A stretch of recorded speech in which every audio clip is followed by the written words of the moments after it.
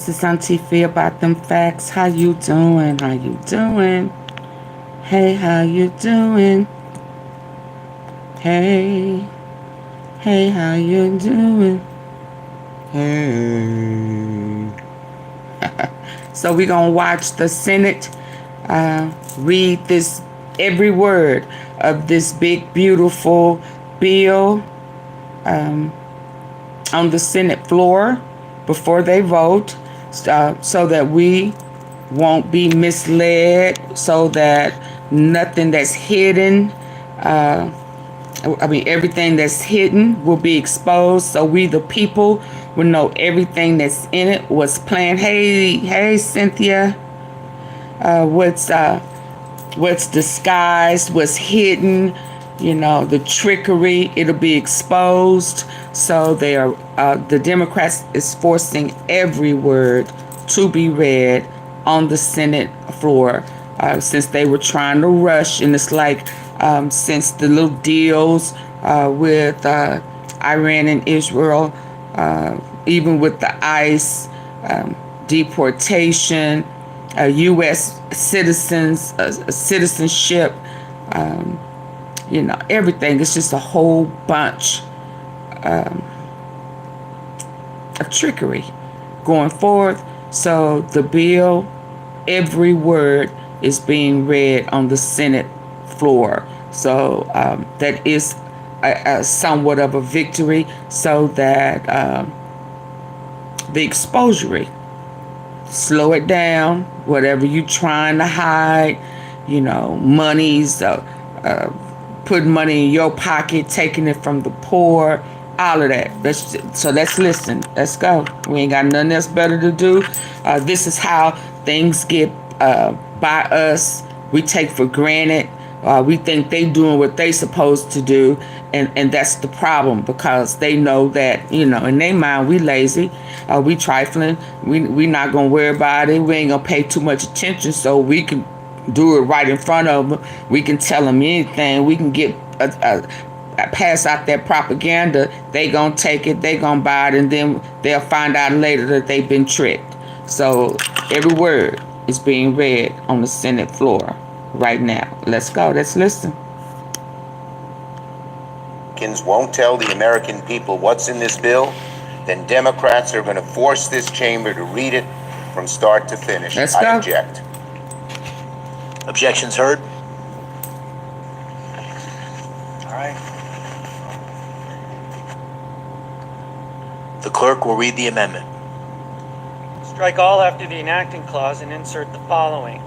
Section 1. Short title. This act may be cited as the One Big Beautiful Bill Act. Section 2. Table of Contents. The table of contents of this act is as follows. Section 1. Short title. Section 2. Table of Contents. Title 1. Committee on Agriculture, Nutrition, and Forestry.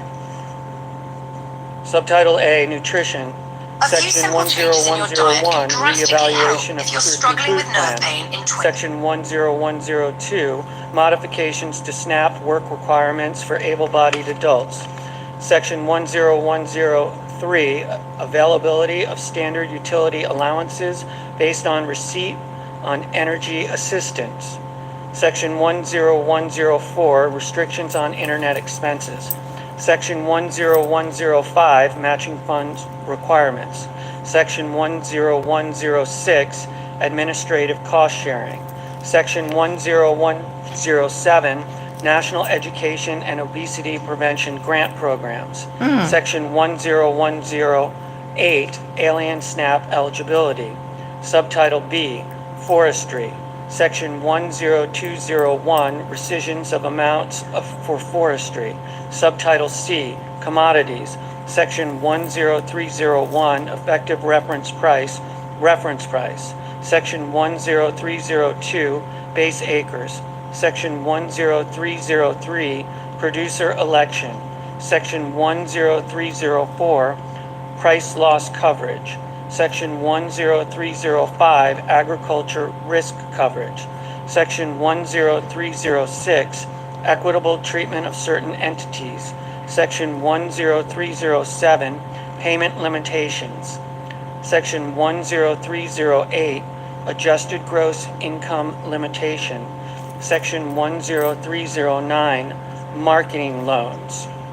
Section 10310, Repayment of Marketing Loans. Section 10311, Economic Adjustment Assistance for Textile Mills. Section 10312,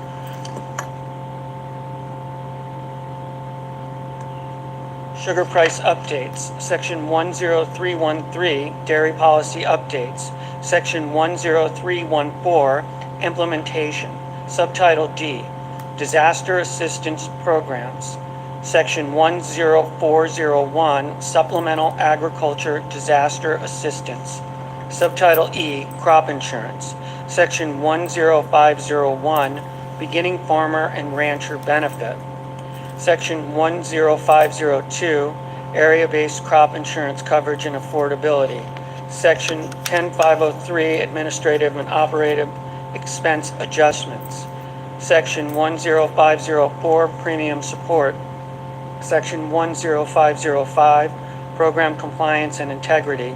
Section 10506, Reviews, Integrity. Compliance and Integrity. Section 10507, Poultry Insurance Pilot Program. Subtitle F, Additional Investments in Rural America. Section 10601, Conservation. Section 10602, Supplemental Agriculture Trade Promotion Program. Section 10603, Nutrition. Section 10604, Research. Section 10605, Energy. Section 10606, Horticulture. Section 10607, Miscellaneous. Title II, Committee on Armed Services. Section 2001, Enhancement of Department of Defense Resources for improving the quality of life for military personnel. Section 20002, Enhancement of Department of Defense Resources for shipbuilding. Section 20003, Enhancement of Department of Defense Resources for integrated air and missile defense. Section 20004, Enhancement of Department of Defense Resources for munitions and defense supply chain resiliency.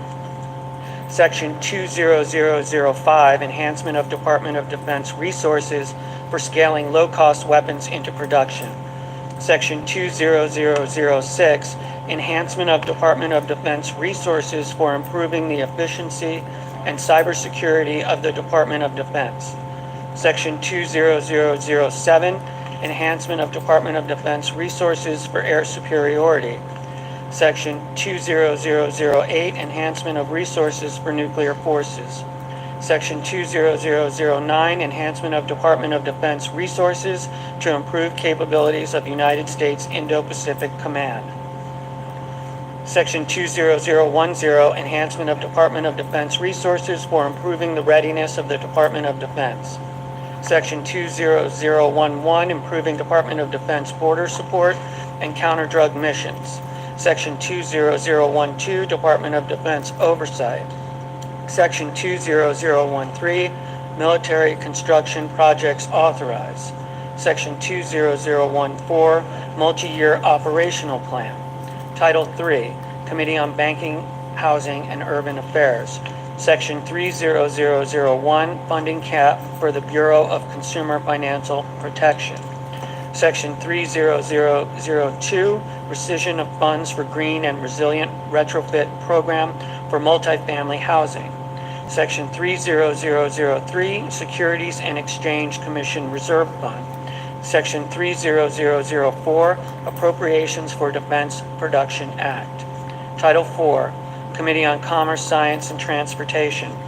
Section 40001, Coast Guard Mission Readiness. Section 40002, Spectrum Auctions. Section 40003, Air Traffic Control Improvements. Section 40004, Space Launch and Re-entry Licensing and Permitting User Fees. Section 40005, Mars Missions, Artemis Mission, and Moon to Mars Program. Section 40006, corporate average fuel economy civil penalties. Section 40007, payment for lease of metropolitan Washington airports. Section 40008, rescission of certain amounts for the National Oceanic Atmospheric Administration. Section 40009, reduction in annual transfers to Travel Promotion Fund. Section 40010, treatment of unobligated funds for alternative fuel and low-emission aviation technology. Section 40011, rescission of amounts appropriated for Public Wireless Supply Chain Innovation Fund.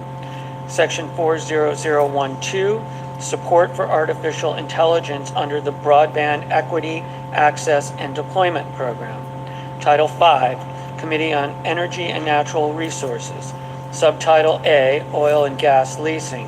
Section 50101, Onshore Oil and Gas Leasing. Section 50102, Offshore Oil and Gas Leasing. Section 50103, Royalties on Extracted Methane. Section 50104, Alaska Oil and Gas Leasing. Section 50105, National Petroleum Reserve, Alaska. Subtitle B, Mining. Section 50201, Coal Leasing. Section 50202, Coal Royalty. Section 50203, Leases for Known Recoverable Coal Resources. Section 50204, Authorization to Mine Federal Coal. Subtitle C, Lands. Section 50301. Section 50302, Timber Sales and Long-Term Contracting for the Forest Service and the Bureau of Land Management. Section 50303, Renewable Energy Fees on Federal Land. Section 50304, Renewable Energy Revenue Sharing. Section 50305, Rescission of National Park Service and Bureau of Land Management Funds. Section 50306, Celebrating America's 250th Anniversary. Subtitle D, Strategic Petroleum Reserve. Section 50401, Strategic Petroleum Reserve. Section 50402, Repeals Rescissions. Section 50403, Energy Dominance Financing. Section 50404, Transformational Artificial Intelligence Models. Subtitle E, Water. Section 50501, Water Conveyance and Surface Water Storage Enhancement. Title VI, Committee on Environment and Public Works. Section 60001, Rescission of Funding for Clean Heavy-Duty Vehicles. Section 60002, Repeal of Greenhouse Gas Reduction Fund. Section 60003, Rescission of Funding for Diesel Emission Reductions. Section 60004, Rescission of Funding to Address Air Pollution. Section 60005, Rescission of Funding to Address Air Pollution at Schools. Section 60006, Rescission of Funding for Low Emissions Electricity Program. Section 60007, Rescission of Funding for Section 211O of the Clean Air Act. Section 60008, Rescission of Funding for Implementation of the American Innovation and Manufacturing Act. Section 60009, Rescission of Funding for Enforcement, Technology, and Public Information. Section 60010, Rescission of Funding for Greenhouse Gas Corporate Reporting. Section 60011, Rescission of Funding for Environmental Product Declaration Assistance. Section 60012, Rescission of Funding for Methane Emissions and Waste Reduction Incentive Program for Petroleum and Natural Gas Systems. Section 60013, Rescission of Funding for Greenhouse Gas, Air Pollution Plans, and Implementation Grants. Section 60014, Rescission of Funding for Environmental Protection Agency Efficient, Accurate, and Timely Reviews. Section 60015, Rescission of Funding for Low Embodied Carbon Labeling for Construction Materials. Section 60016, Rescission of Funding for Environmental and Climate Justice block grants. Section 60017, rescission of funding for ESA recovery plans. Section 60018, rescission of funding for environmental and climate data collection. Section 60019, rescission of neighborhood access and equity grant program. Section 60020, rescission of funding for federal building assistance.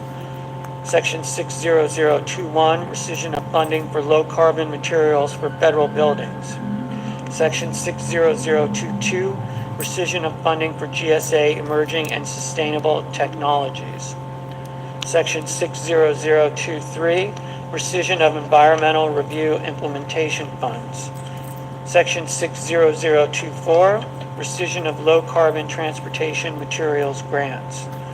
Section 60025, John F. Kennedy Center for Performing Arts. Section 60026, project sponsor opt-in fees for environmental services. Title 7, Finance. Subtitle A, Tax. Section 70001, references to the Internal Revenue Code of 1986, etc. Chapter 1, providing permanent tax relief for middle-class families and workers. Section 70101, extension and enhancement of reduced rates. Section 70102, extension and enhancement of increased standard deduction. Section 70103, termination of deduction of personal exemptions other than temporary senior deduction. Section 70104, Whoa. extension and enhancement Termination of of what? increased child tax credit. Oh, Section whoa. 70105, extension and enhancement of deduction for arts. Section 600,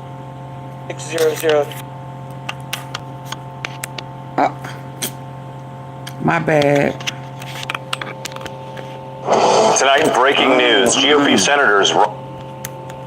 What happened? Let me back that up, boo. They tried to, of student loans. Oh, Section 70, hold on. Part 4, Business Let me back that thing America up. First International Tax Reforms on business interest. Section 7030, charge on account of death or disability. 70108, extension and modification of limitation on deduction for qualified residence interest. Transportation materials grants. Section 60025, John F. Kennedy Center for Performing Arts. Section 60026, project sponsor opt-in fees for environmental services. Title 7, Finance. Subtitle A, Tax.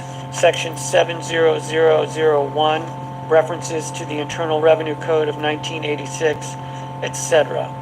Chapter 1, providing permanent tax relief for middle-class families and workers.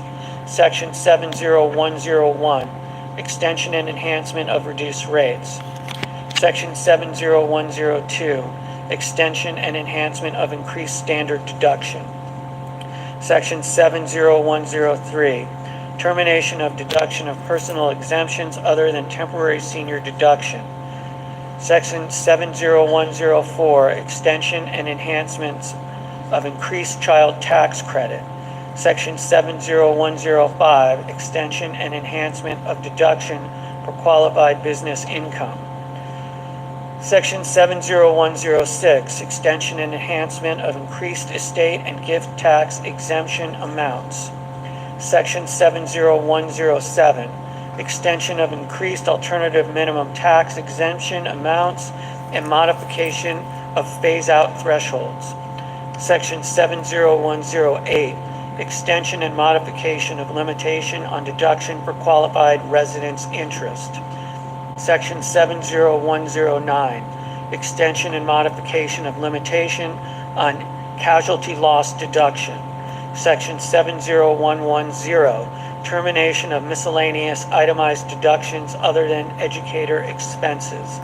Section 70111, limitation on tax benefits of itemized deductions. Section 70112, extension and modification of qualified transportation fringe benefits. Section 70113, extension and modification of limitation on deduction and exclusions for moving expenses. Section 70114, extension and modification of limitation on wagering losses. Section 70115, extension and enhancement of increased limitation on contributions to ABLE accounts. Section 70116, extension and enhancement of savers credit allowed for ABLE contributors. Section 70117, extension of rollovers for qualified tuition programs to ABLE accounts permitted. Section 70118, extension of treatment of certain individuals performing services in the Sinai Peninsula and enhancement to include additional areas. Section 70119, extension and modification and exclusion from gross income of student loans discharged on account of death or disability. Section 70120, limitation on individual deductions for certain state and local taxes, etc. Chapter 2, delivering on presidential priorities to provide new middle-class tax relief. Section 70201, no tax on tips. Section 70202, no tax on overtime. Section 70203, no tax on car loan investment. Section 70204, Trump accounts and contribution pilot program. Chapter 3, establishing certainty and competitiveness for American job creators. Subtitle A, permanent U.S. business tax reform and boosting domestic investment. Section 70301, full expensing for certain business property. Section 70302, full expensing of domestic research and experimental expenditures. Section 70303, modification of limitation on business interest. Section 70304, extension and enhancement of paid family and medical leave credit. Section 70305, exceptions from limitations on deduction for business meals. Section 70306, increased dollar limitations for expensing of certain depreciable business assets. Section 70307, special depreciation allowance for qualified production property. Section 70308, enhancement of advanced manufacturing investment credit. Section 70309, spaceports are treated like airports under exempt facility bond rules. Subtitle B, permanent America First international tax reforms. Part 1, foreign tax credit. Section 70311, modifications related to foreign tax credit limitation. Section 70312, modifications to determination of deemed paid credit for taxes properly attributable to tested income. Section 70313, sourcing certain income from the sale of inventory produced in the United States. Part 2, foreign derived deduction eligible income and net CFC tested income. Section 70321, modification of deduction for foreign derived deduction eligible income and net CFC tested income. Section 70322, determination of deduction eligible income. Section 70323, rules related to deemed intangible income. Part 3, base erosion minimum tax. Section 70331, extension and modification of base erosion minimum tax amount. Part 4, business interest limitation. Section 70341, coordination of business interest limitation and interest capitalization provisions. Section 70342, definition of adjusted taxable income for business interest limitation. Part 5, other international tax reforms. Section 70351, permanent extension of look-through rule for related controlled foreign corporations. Section 70352, repeal of election for 1 month deferral and determination of taxable year of specified foreign corporations. Section 70353, restoration of limitation on downward attribution of stock ownership in applying constructive ownership rules. Section 70354, modification to pro rata share rules. Chapter 4, investing in American families, communities, and small businesses. Subchapter A, permanent investments in families and children. Section 70401, enhancement of employer-provided child care credit. Section 70402, enhancement of adoption credit. Section 70403, recognizing Indian tribal governments for purposes of determining whether a child has special needs for purposes of the adoption credit. Section 70404, enhancement of the Dependent Care Assistance Program. Section 70405, enhancement of Child and Dependent Care Tax Credit. Subtitle B, permanent investments in students and reforms to tax-exempt institutions. Section 70411, tax credit for contributions of individuals to scholarship-granting organizations. Section 70412, exclusion for employer payments of student loans. Section 70413, additional expenses treated as qualified higher education expenses for purpose of 529 accounts.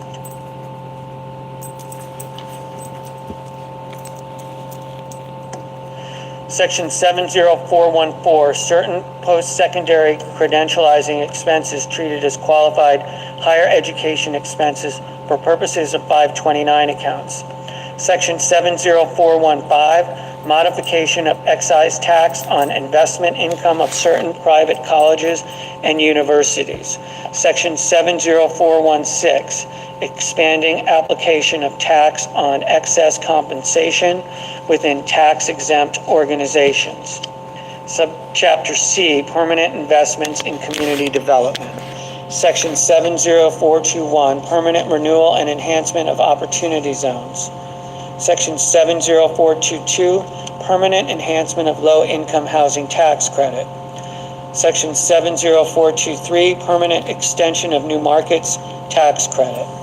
Section 70424, permanent and expanded reinstatement of partial deduction for charitable contributions of individuals who do not elect to itemize. Section 70425, 0.5% floor on deduction of contributions made by individuals. Section 70426, 1% floor on deduction of charitable contributions made by corporations. Section 70427, permanent increase in limitations on cover over of tax on distilled spirits. Section 70428, nonprofit community development activities in remote native languages. Section 70429, adjustment of charitable deduction for certain expenses incurred in support of Native Alaskan subsistent whaling. Section 70430, exception to percentage of completion method of accounting for certain residential construction contracts. Subchapter D, permanent investments in small business and rural America. Section 70431, expansion of qualified small business stock gain exclusion. Section 70432, repeal of revision to de minimis rules for third-party network transactions. Section 70433, increase in threshold for requiring information reporting with respect to certain payees. Section 70434, treatment of certain qualified sound recording productions. Section 70435, exclusion of interest on loans secured by rural or agricultural real property. Section 70436, reduction of transfer and manufacturing taxes for certain devices. Section 70437, treatment of capital gains from the sale of certain farmland property. Section 70438, extension of rules for treatment of certain disaster-related personal casualty losses. Chapter 5, ending Green New Deal spending, promoting America First energy, and other reforms. Subchapter A, termination of Green New Deal subsidies. Section 70501, termination of previously owned clean vehicle credit. Section 70502, termination of clean vehicle credit. Section 70503, termination of qualified commercial clean vehicles credit. Section 70504, termination of alternative fuel vehicle refueling property credit. Section 70505, termination of energy efficient home improvement credit. Section 70506, termination of residential clean energy credit. Section 70507, termination of energy efficient commercial building deduction. Section 70508, termination of new energy efficient home credit. Section 70509, termination of cost recovery for energy, property, and qualified clean energy facilities, property, and technology. Section 70510, modifications of zero-emission nuclear power production credit. Section 70511, termination of clean hydrogen production credit. Section 70512, termination and restrictions on clean electricity production credit. Section 70513, Okay, how clean termination and electricity? restrictions on clean electricity investment credit. Section 70514, phase out and restrictions on advanced manufacturing production credit. Section 70515, restriction on the extension of advanced energy project credit program. Subchapter B, enhancement of America First energy policy. Section 70521, extension and modification of clean fuel production credit. Section 70522, restrictions on carbon oxide sequestration credit. Section 70523, intangible drilling and development costs taken into account for purposes of computing adjusted financial statement income. Section 70524, income from hydrogen storage, carbon capture, advanced nuclear, hydropower, and geothermal energy added to qualifying income of certain publicly traded partnerships. Section 70525, allow for payments to certain individuals who die fuel. Subchapter C, other reforms. Section 70531, modifications to de minimis entry privilege for commercial shipments. Chapter 6, enhancing deduction and income tax credit, guardrails, and other reforms. Section 70601, modification and extension of limitation on excess business losses of non-corporate taxpayers. Section 70602, treatment of payments for partnerships to partners for property or services. Section 70603, excessive employee remuneration from controlled group members and allocation of deduction. Section 70604, third-party litigation funding reforms. Section 70605, excise tax on certain remittance transfers. Section 70606, enforcement provisions with respect to COVID-related employee retention credits. Section 70607, Social Security number requirement for American Opportunity and Lifetime Learning credits. Section 70608, Task Force on the Replacement of the Direct File. Subtitle B, Health. Chapter 1, Medicaid. Chapter A, Reducing Fraud and Improving Enrollment Processes. Section 71101, Moratorium on Implementation of Rule relating to eligibility and enrollment in Medicare savings programs. Section 71102, Moratorium on Implementation of Rule relating to eligibility and enrollment for Medicaid CHIP and the Basic Health Program.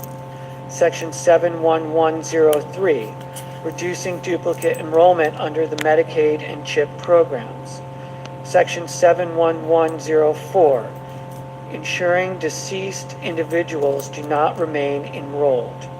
Section 71105, ensuring deceased providers do not remain enrolled. Section 71106, payment reduction related to certain erroneous excess payments under Medicaid. Section 71107, eligibility redeterminations. Section 71108, revising home equity limit for determining eligibility for long-term care services under the Medicaid program. Section 71109, alien Medicaid eligibility. Section 71110, expansion FMAP for certain states providing payments for health care furnished to certain individuals. Section 71111, expansion of FMAP for emergency Medicaid. Subchapter B, preventing wasteful spending. Section 7112, moratorium on implementation of rule relating to staffing standards for long-term care facilities under the Medicare and Medicaid programs.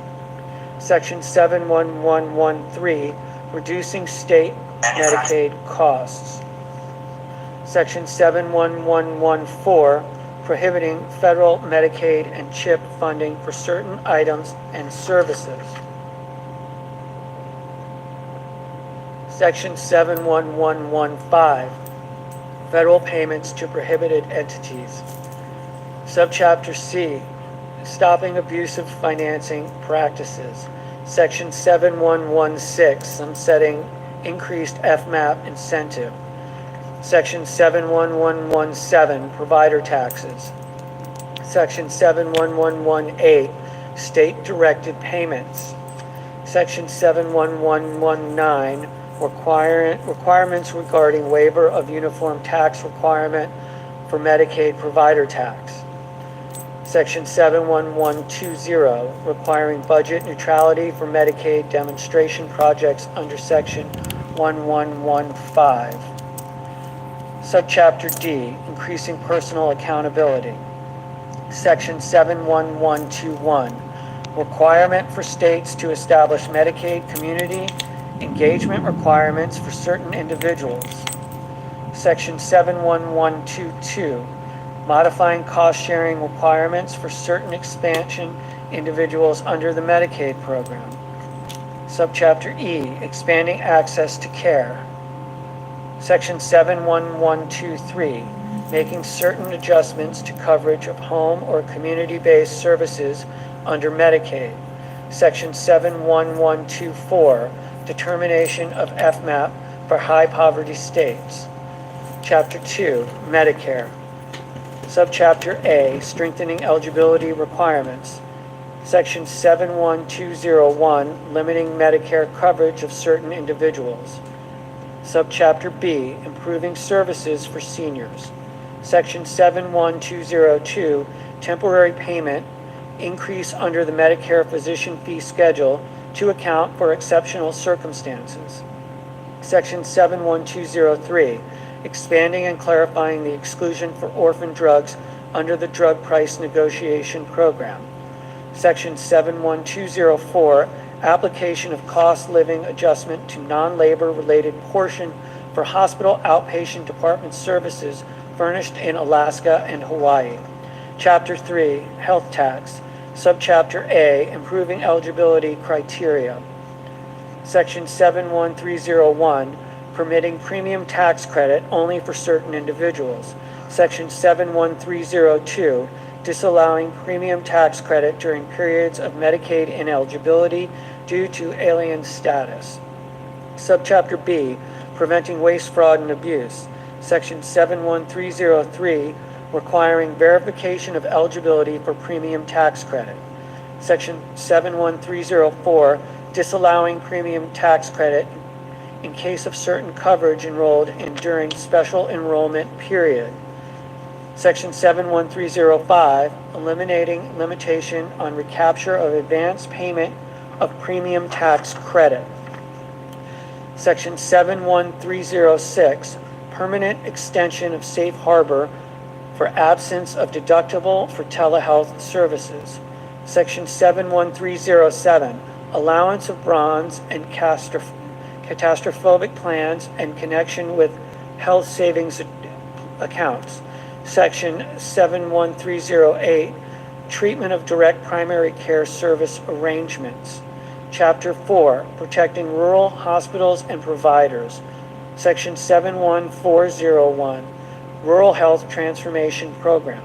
Subtitle C, increase in debt limit. Section 72001, modification of limitation on the public debt. Title 8, Committee on Health, Education, Labor, and Pensions.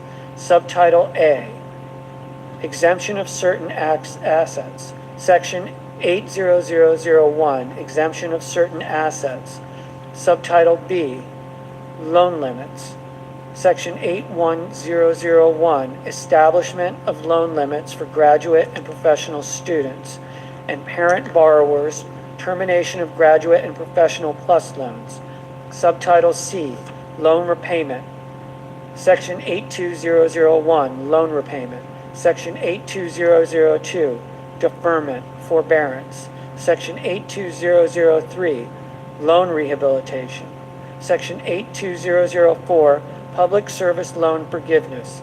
Section 82005, student loan servicing. Subtitle D, Pell Grants. Section 83001, eligibility. Section 83002, workforce Pell Grants. Section 83003, Pell shortfall. Section 83004, federal Pell Grants exclusion relating to other grant aid. Subtitle E, accountability. Section 84001, ineligibility based on low earnings outcomes. Subtitle F, regulatory relief. Section 85001, delay of rule relating to borrower defense to repayment. Section 85002, delay of rule relating to closed school discharges. Subtitle G, limitation on authority. Section 86001, limitation on proposing or issuing regulations and executive actions. Subtitle H, Garden of Heroes. Section 87001, Garden of Heroes.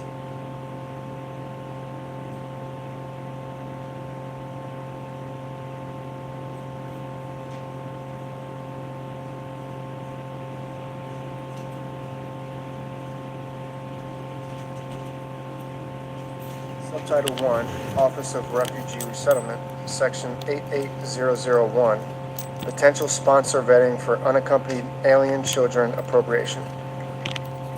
Title 9, Committee on Homeland Security and Governmental Affairs. Subtitle A, Homeland Security Provisions. Section 90001, Border Infrastructure and Wall System. Section 90002, U.S. Customs and Border Protection Personnel, Fleet Vehicles and Facilities. Section 90003, Detention Capacity. Section 90004, Border Security, Technology, and Screening. Section 90005, State and Local Assistance. Section 90006, Presidential Residence Protection. Section 90007, Department of Homeland Security Appropriations for Border Support.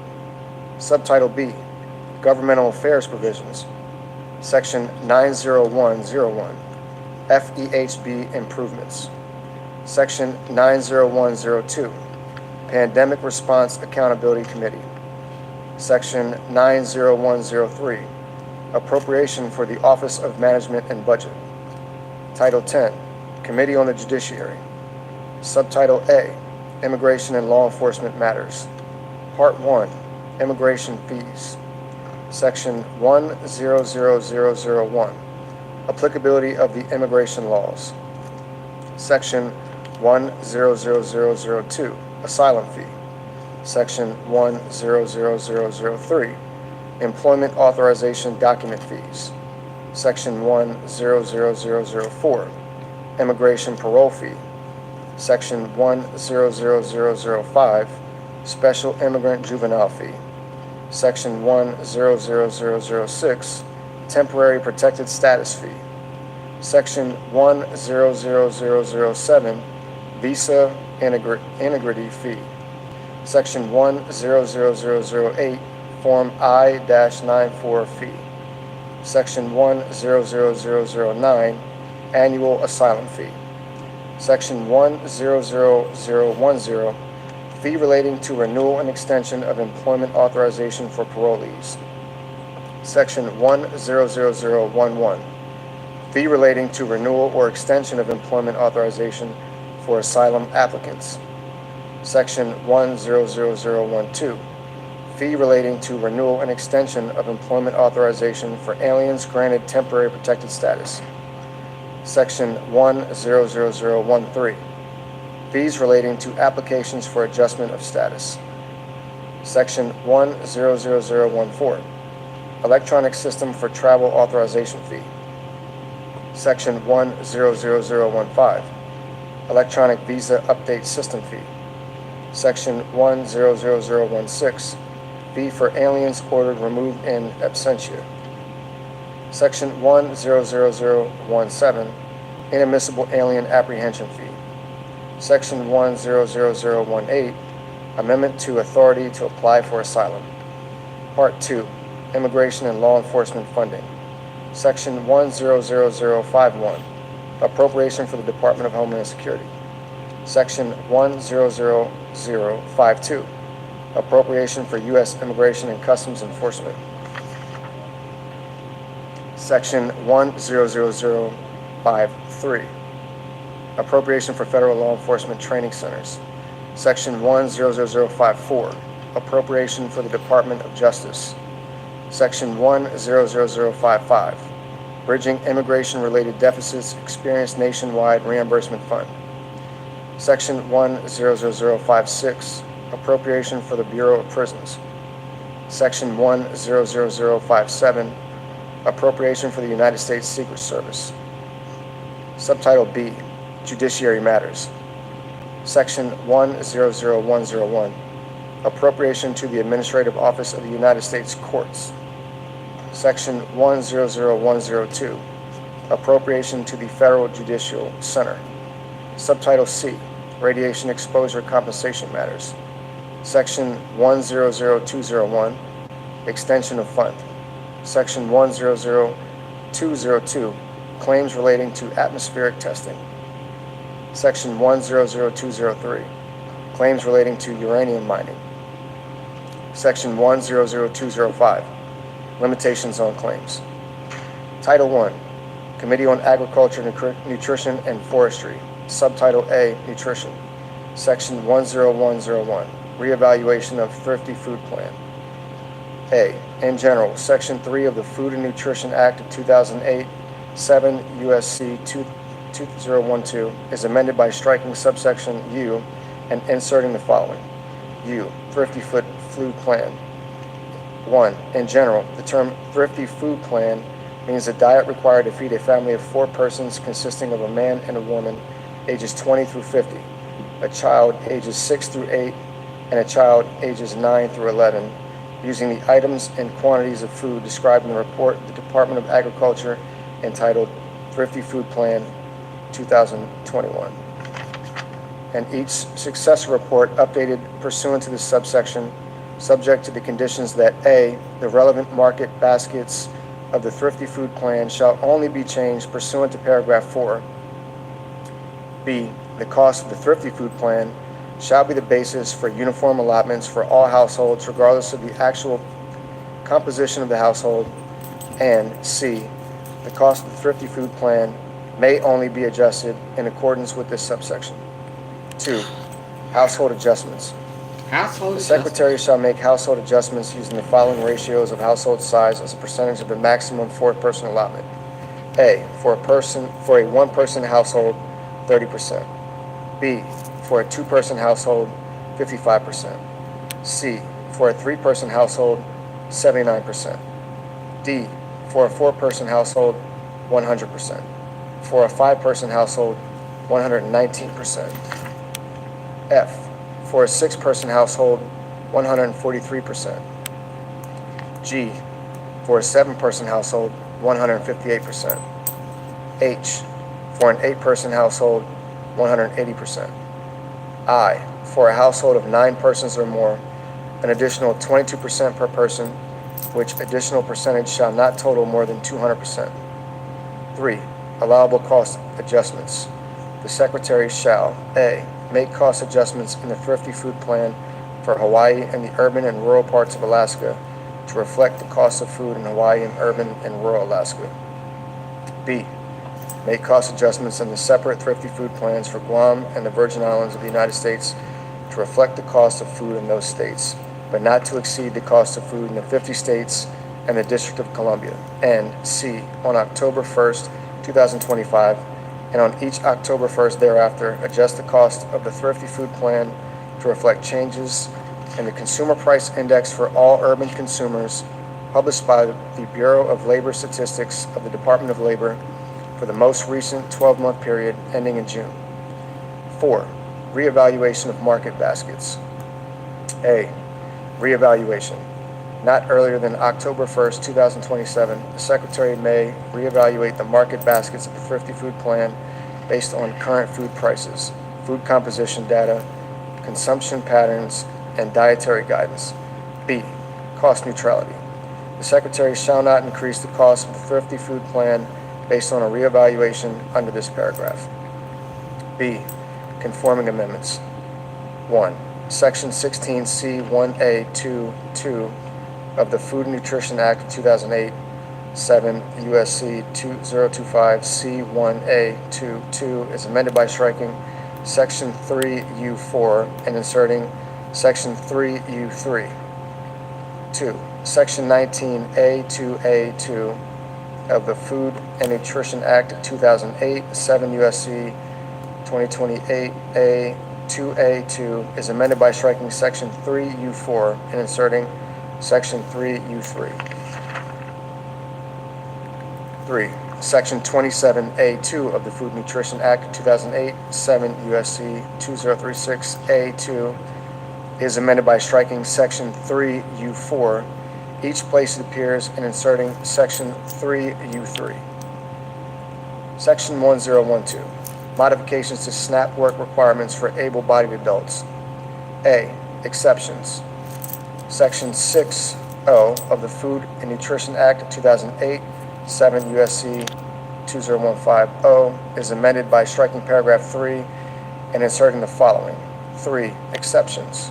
Paragraph 2 shall not apply to an individual if the individual is A. Under 18 or over 65 years of age. B. Medically certified as physically or mentally unfit for employment. C. A parent or other member of a household with responsibility for a dependent child under 14 years of age. D. Otherwise exempt under subsection D2. E. A pregnant woman. F. An Indian or urban Indian, as such terms are defined in paragraphs 13 and 28 of Section 4 of the Indian Healthcare Improvement Act.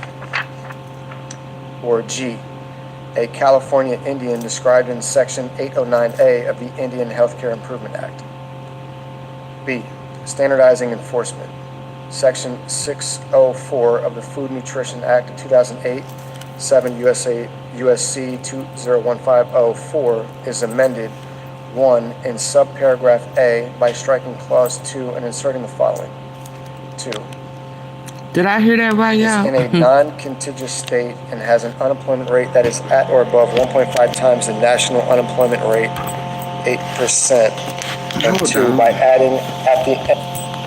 I can't get sleepy now. He talking about you gotta be able to work or something.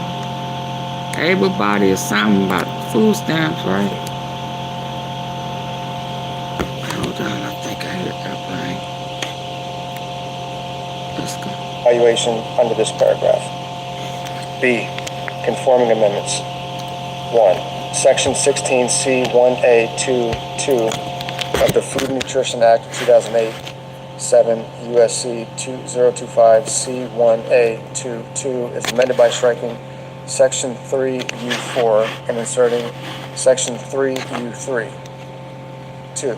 Section 19A2A2 of the Food and Nutrition Act of 2008, 7 USC 2028 A2A2 is amended by striking Section 3U4 and inserting Section 3U3.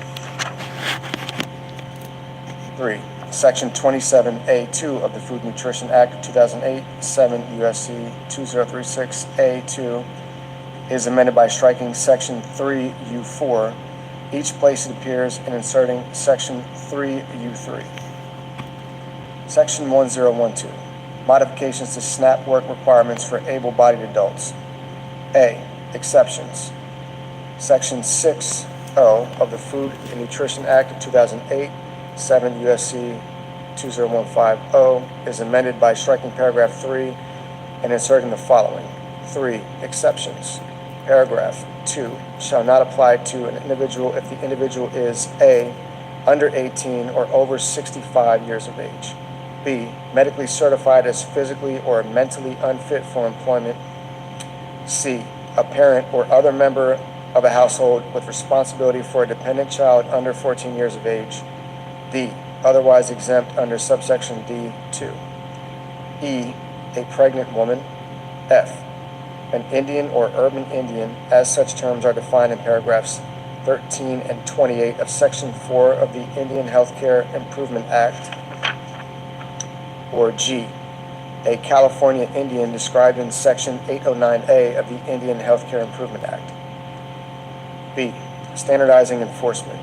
Section 604 of the Food and Nutrition Act of 2008, 7 USC 201504 is amended 1 in subparagraph A by striking clause 2 and inserting the following. 2. Is in a non-contiguous state and has an unemployment rate that is at or above 1.5 times the national unemployment rate, 8%. And 2, by adding at the end the following. See definition of non-contiguous state. 1. In general, in this paragraph, the term non-contiguous state means a state that is not one of the contiguous 48 states or the District of Columbia. 2. Exclusion. The term non-contiguous state does not include Guam or the Virgin Islands of the United States. C. Waiver for non-contiguous states. Section 60 of the Food and Nutrition Act of 2008, 7 USC 20150 is amended 1. By redesignating paragraph 7 as paragraph 8, and 2. By inserting after paragraph 6 the following. 7. Exemption for non-contiguous states. A. Definition of non-contiguous state. 1. In general, in this paragraph, the term non-contiguous state means a state that is not one of the contiguous 48 states or the District of Columbia. 2. Exclusions. In this paragraph, the term non-contiguous state does not include Guam and or the Virgin Islands of the United States. B. Exemption. Subject to subparagraph D, the Secretary may exempt individuals in a non-contiguous state from compliance with the requirements of paragraph 2 if 1. The state agency submits to the Secretary a request for that exemption made in such form and at such time as the Secretary may require, and including the information described in subparagraph C, and 2. The Secretary determines that based on that request, the state agency is demonstrating a good faith effort to comply with the requirements of paragraph 2. C. Good faith effort determination. In determining whether a state agency is demonstrating a good faith effort or for purposes of subparagraph B2, the Secretary shall consider 1. Any action taken by the state agency toward compliance with the requirements of paragraph 2. 2. Any significant barriers to or challenges in meeting those requirements, including barriers or challenges relating to funding, design, development, procurement, or installation of necessary systems or resources. 3. The detailed plan and timeline of the state agency for achieving full compliance with those requirements, including any milestones as defined by the Secretary. And 4. Any other criteria determined appropriate by the Secretary. D. Duration of exemption. 1. In general, an exemption granted under subparagraph B shall expire not later than December 31st, 2028, and may not be renewed beyond that date. 2. Early termination. The Secretary may terminate an exemption granted under subparagraph B prior to that expiration date of that exemption if the Secretary determines that the state agency, 1, has failed to comply with the reporting requirements described in subparagraph E, or 2, based on the information provided pursuant to subparagraph E, failed to make continued good faith efforts towards compliance with the requirements of this subsection. E. Reporting requirements. A state agency granted an exemption under subparagraph B shall submit to the Secretary 1. Quarterly progress reports on the status of the state agency in achieving the milestones toward full compliance described in subparagraph C3, and 2. Information on specific risks or newly identified barriers or challenges to full compliance, including the plan of the state agency to mitigate those risks, barriers, or challenges. Section 10103. Availability of standard utility allowances based on receipt of energy assistance. A. Standard utility allowance. Section 5E6C 4I of the Food and Nutrition Act of 2008, 7 U.S.C. 2014 E6C 4I is amended by inserting with an elderly or disabled member after households. B. Third-party energy assistance payments. Section 5K4 of the Food and Nutrition Act of 2008, 7 U.S.C. 2014 K4 is amended 1 in subparagraph A by inserting without an elderly or disabled member before shall be, and 2 in subparagraph B by inserting with an elderly or disabled member before under a state law. Section 10104. Restrictions on internet expenses. Section 5E6 of the Food and Nutrition Act of 2008, 7 U.S.C. 2014 E6 is amended by adding at the end of the following. E. Restrictions on internet expenses. Any service fee associated with internet connection shall not be used in computing the excess shelter expense deduction under this paragraph. Section 10105. Matching funds requirements. A. In general, Section 4A of the Food and Nutrition Act of 2008, 7 U.S.C. 2013 is amended 1 by striking A subject to and inserting the following. A. Program. 1. Establishment subject to, and 2. by adding at the end the following. 2. State quality control incentive. A. Definition of payment error rate. In this paragraph, the term payment error rate has the meaning given the term in section 16C2. B. State cost share. 1. In general, beginning in fiscal year 2028, if the payment error rate of a state is determined under Clause 2 is 1. Less than 6%, the federal share of the cost of the allotment described in paragraph 1 for that state in a fiscal year shall be 100%, and the state share shall be 0%. 2. Equal to or greater than 6%, but less than 8%. The federal share of the cost of the allotment described in paragraph 1 for that state in a fiscal year shall be 95%, and the state share shall be 5%. 3. Equal to or greater than 8%, but less than 10%.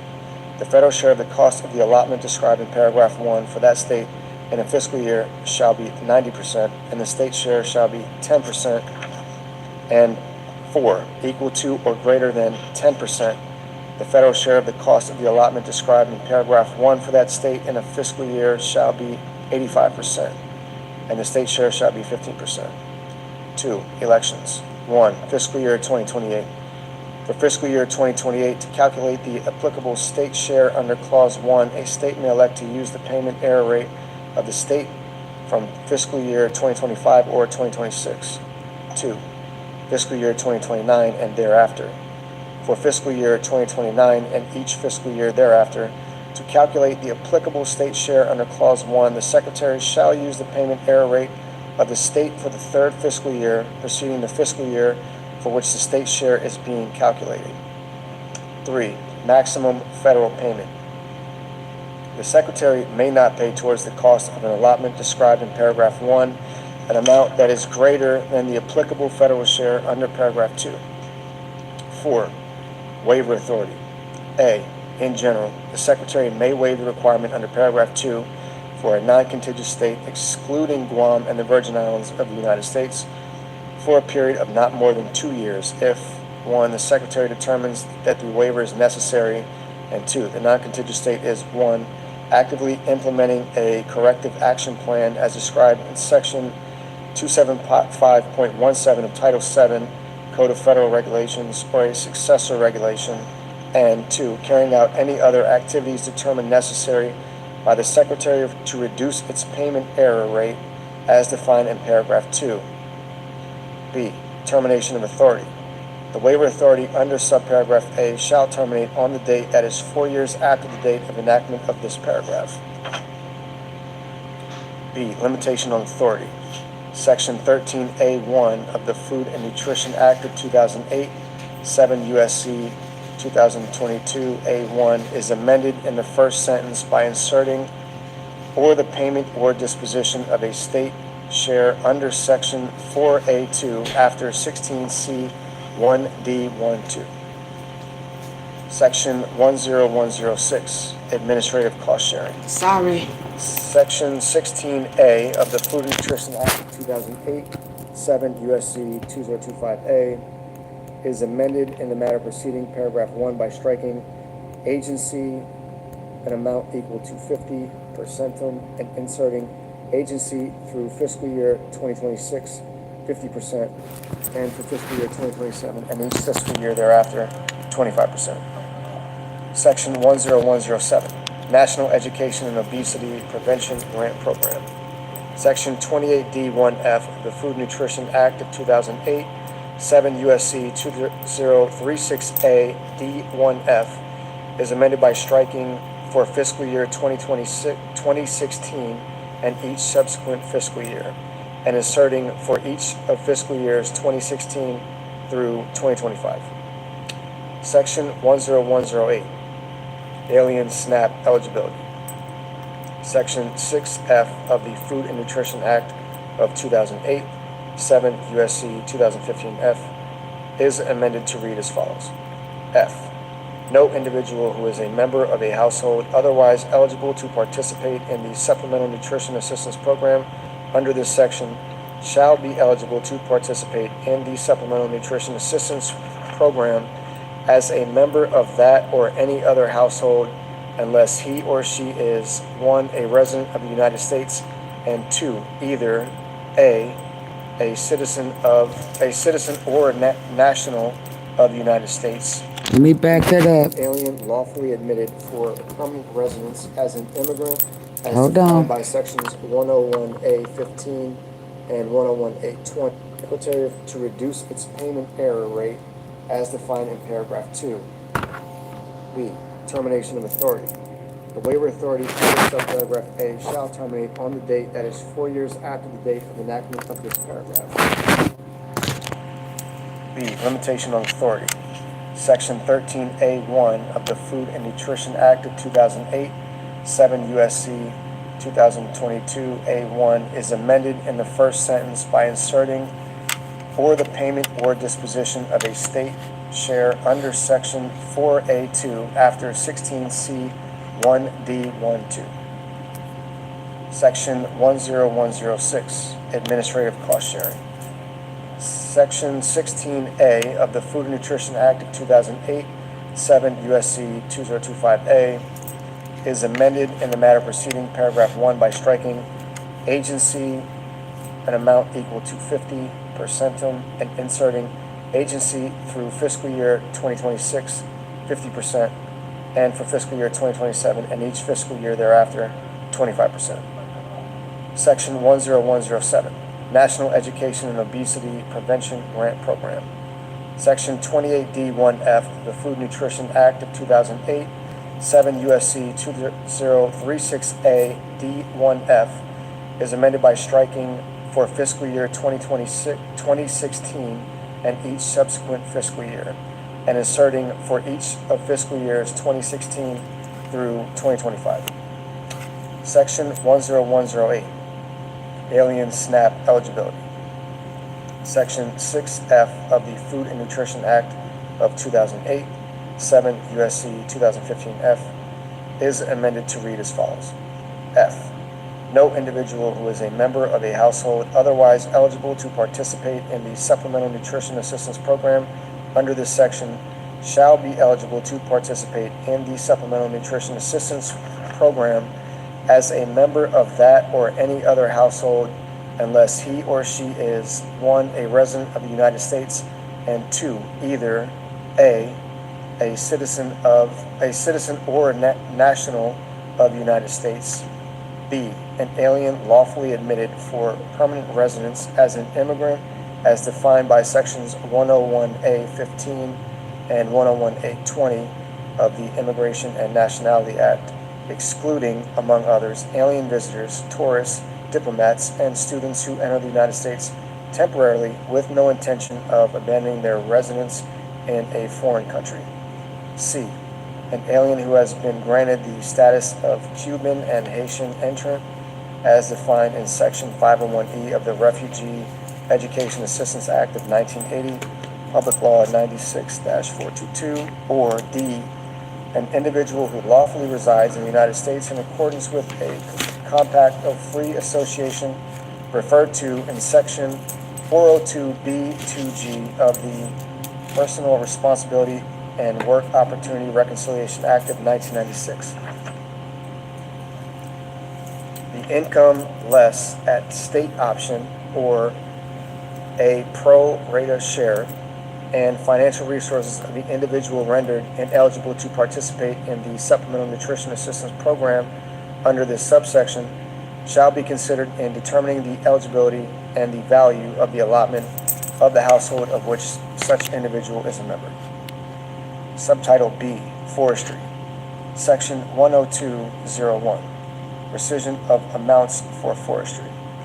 The unobligated balances of amounts appropriated by the following provisions of Public Law 117-169 are rescinded. 1. Paragraphs 3 and 4 of Section 23001, A, 136, Stat 2023. 2. Paragraphs 1 through 4 of Section 23002A, 136, Stat 2025. 3. Section 23003A2, 136, Stat 2026. 4. Section 23005, 136, Stat 2027. Subtitle C, Commodities.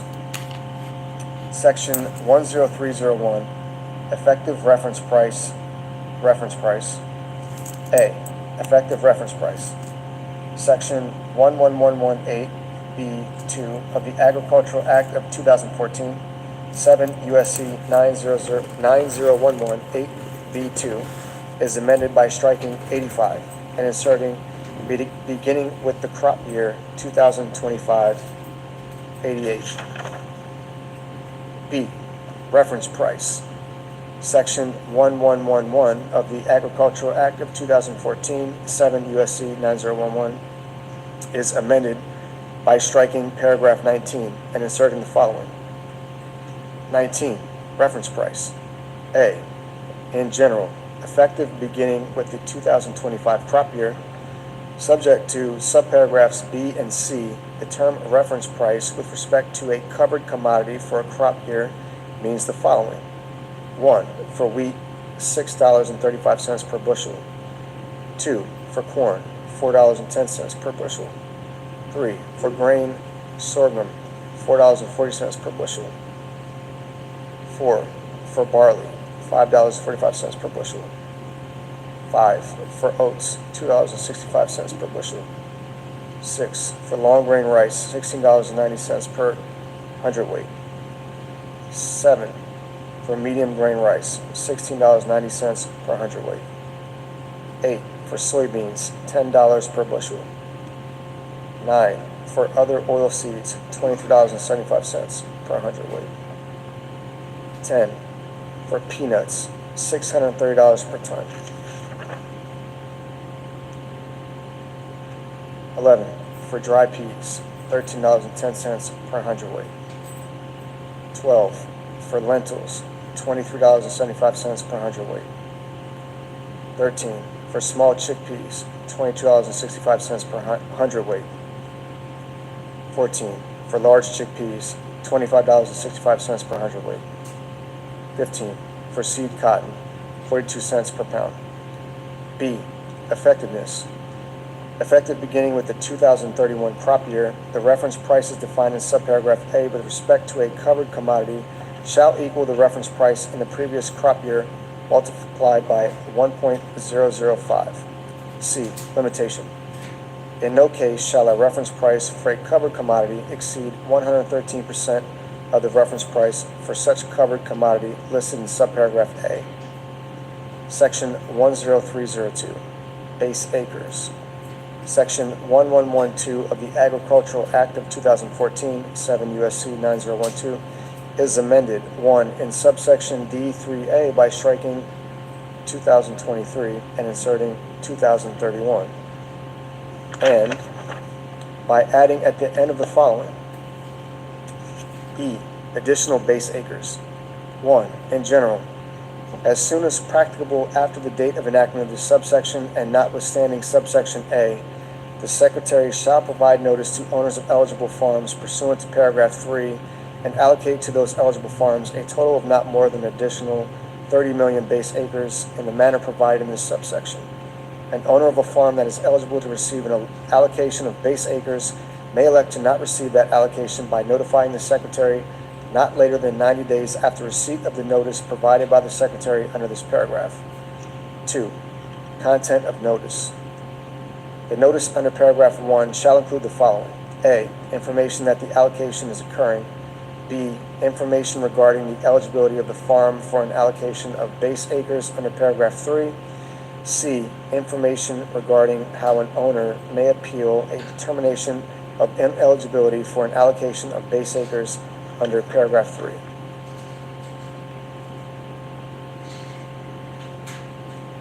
Through an appeals process established by the Secretary. 3. Eligibility. A. In general, subject to subparagraph D, effective beginning with the 2026 crop year, a farm is eligible to receive an allocation of base acres if, with respect to the farm, the amount described in subparagraph B exceeds the amount described in subparagraph C.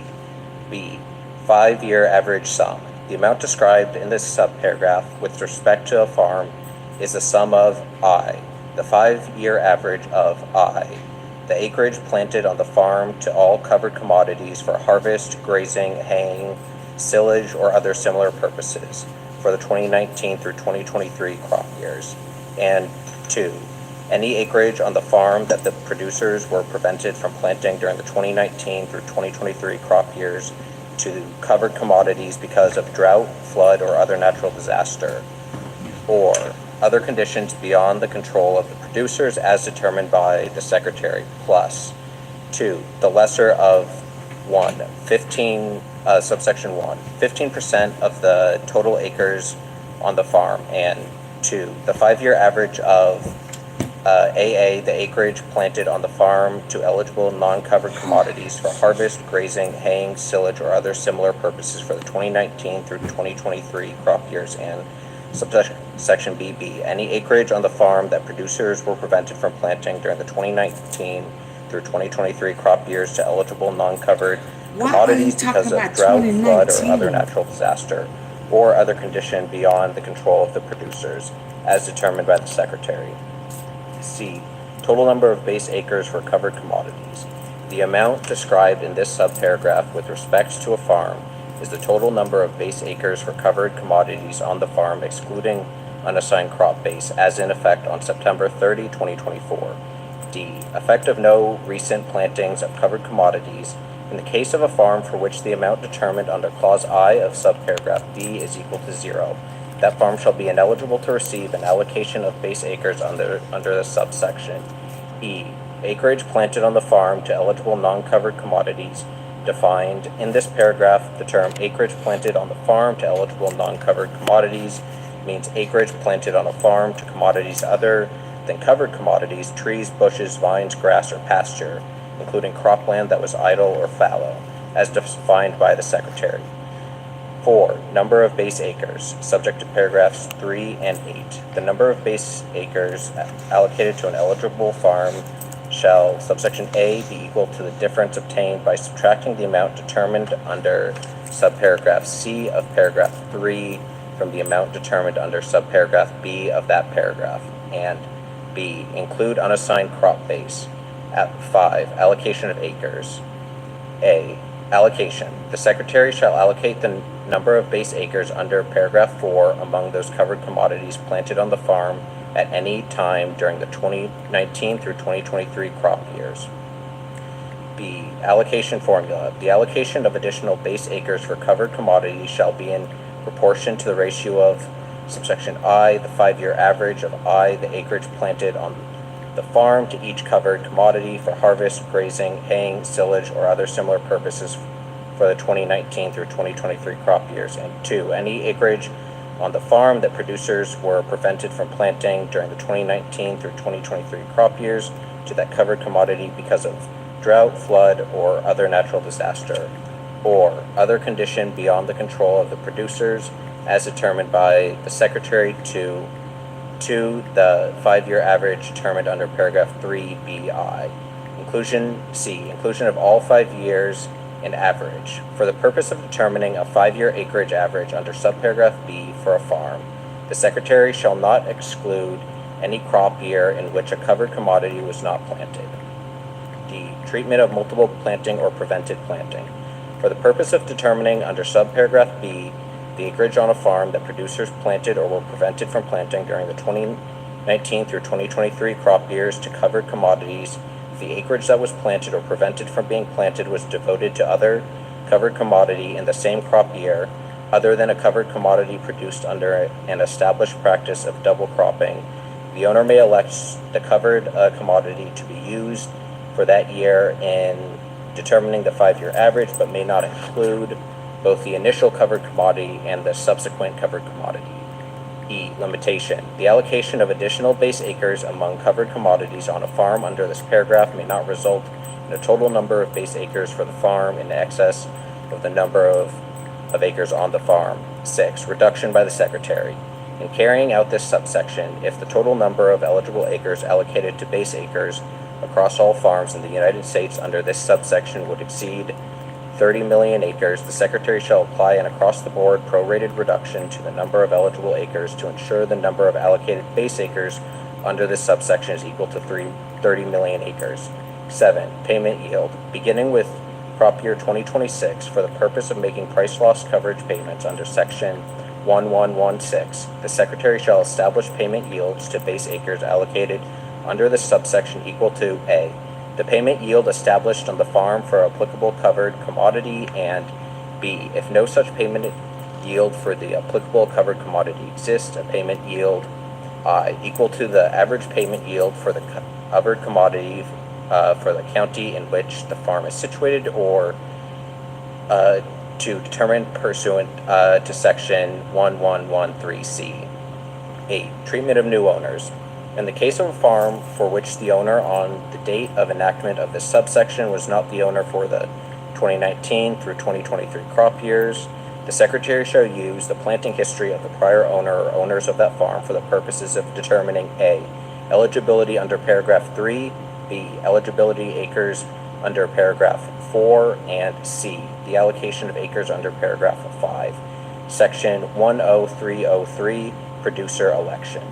A. In General Section 1115 of the Agricultural Act of 2014, 7 U.S.C. 9015, is amended 1, and subsection A, in the matter preceding paragraph 1, by striking 2023 and inserting 2031.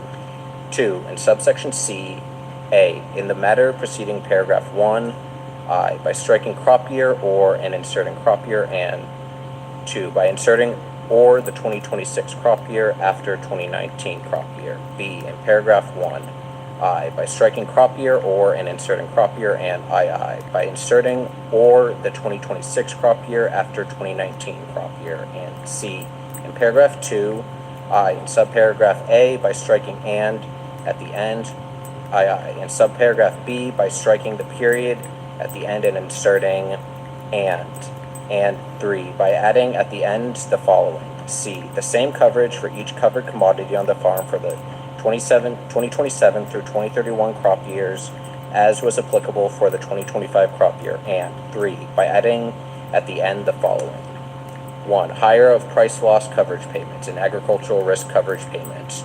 For the 2025 crop year, the Secretary shall, on a covered commodity by covered commodity basis, make the higher of price loss coverage payments under Section 1116 and agricultural risk covered county coverage payments under Section 1117 to the producers on a farm for the payment acres for each covered commodity on the farm. B, federal crop insurance supplemental coverage options. Section 508C4C4IV of the Federal Crop Insurance Act 7 U.S.C. 1508 C4C IV is amended by striking crops for which the producer has elected under Section 1116 of the Agricultural Act of 2014 to receive agricultural risk coverage in acres and inserting. Thank you, Stephanie. Thank you, 10, Stephanie. 304. Shout out to price loss Stephanie coverage. Template. Section For the super 1116 sticker. of the Agricultural Act of 2014, 7 U.S.C. 9016 is amended. 1. In subsection A2, in the matter preceding subparagraph A by striking 2023 and inserting 2031. 2. In subsection C1B, A, in the subparagraph heading by striking 2023 and inserting 2031. And B, in the matter preceding clause I by striking 2023 and inserting 2031. 3. In subsection D, in the matter preceding paragraph 1 by striking 2025 and inserting 2031. And 4. In subsection G, A, by striking subparagraph F of section 1111-19 and inserting paragraph 19A BI of section 1111, and B, by striking 2012 through 2016, each place it appears, and inserting 2017 through 2021. Section 10-305, agricultural risk coverage. Section 1117 of the Agricultural Act of 2014, 7 U.S.C. 9017 is amended. 1. In subsection A, in the matter preceding paragraph 1 by striking 2023 and inserting 2031. 2. In subsection C, A, in paragraph 1 by inserting for each of the 2014 through 2024 crop years and 90% of the benchmark revenue for each of the 2025 through 2031 crop years before the period at the end. B, by striking 2023 each place it appears and inserting 2031. And C, in paragraph 4B in the subparagraph heading by striking 2023 and inserting 2031. 3. In subsection D1 by striking subparagraph B and inserting the following. BI, for each of the 2014 through 2024 crop years, 10% of the benchmark revenue for the crop year applicable under subsection C and II. For each of the 2025 through 2031 crop years, 12% of the benchmark revenue for the crop year applicable under subsection C and 4 in subsections E, G5, and I5 by striking 2023 each place it appears and inserting 2031. Section 10-306, equitable treatment of certain entities. A, in general, Section 1001 of the Food Security Act of 1985, 7 U.S.C. 1308, is amended. 1. In subsection A, by designated paragraph 5 as paragraph 6, and B, by inserting after paragraph 4 the following. 5. Qualified pass-through entity. The term qualified pass-through entity means A, a partnership within the meaning of subchapter K of Chapter 1 of the Internal Revenue Code of 1986. B, an S corporation as defined in Section 1361 of that code. C, a limited liability company that does not affirmatively elect to be treated as a corporation. And D, a joint venture or general partnership. 2. In subsections B and C, by striking except a joint venture or general partnership, each place it appears, and inserting except a qualified pass-through entity. And 3. In subsection D, by striking subtitle B of Title 1 of the Agricultural Act of 2014, or B, attribution of payment, Section 1001E3BII of the Food Security Act of 1985, 7 U.S.C. 1308E3BII is amended.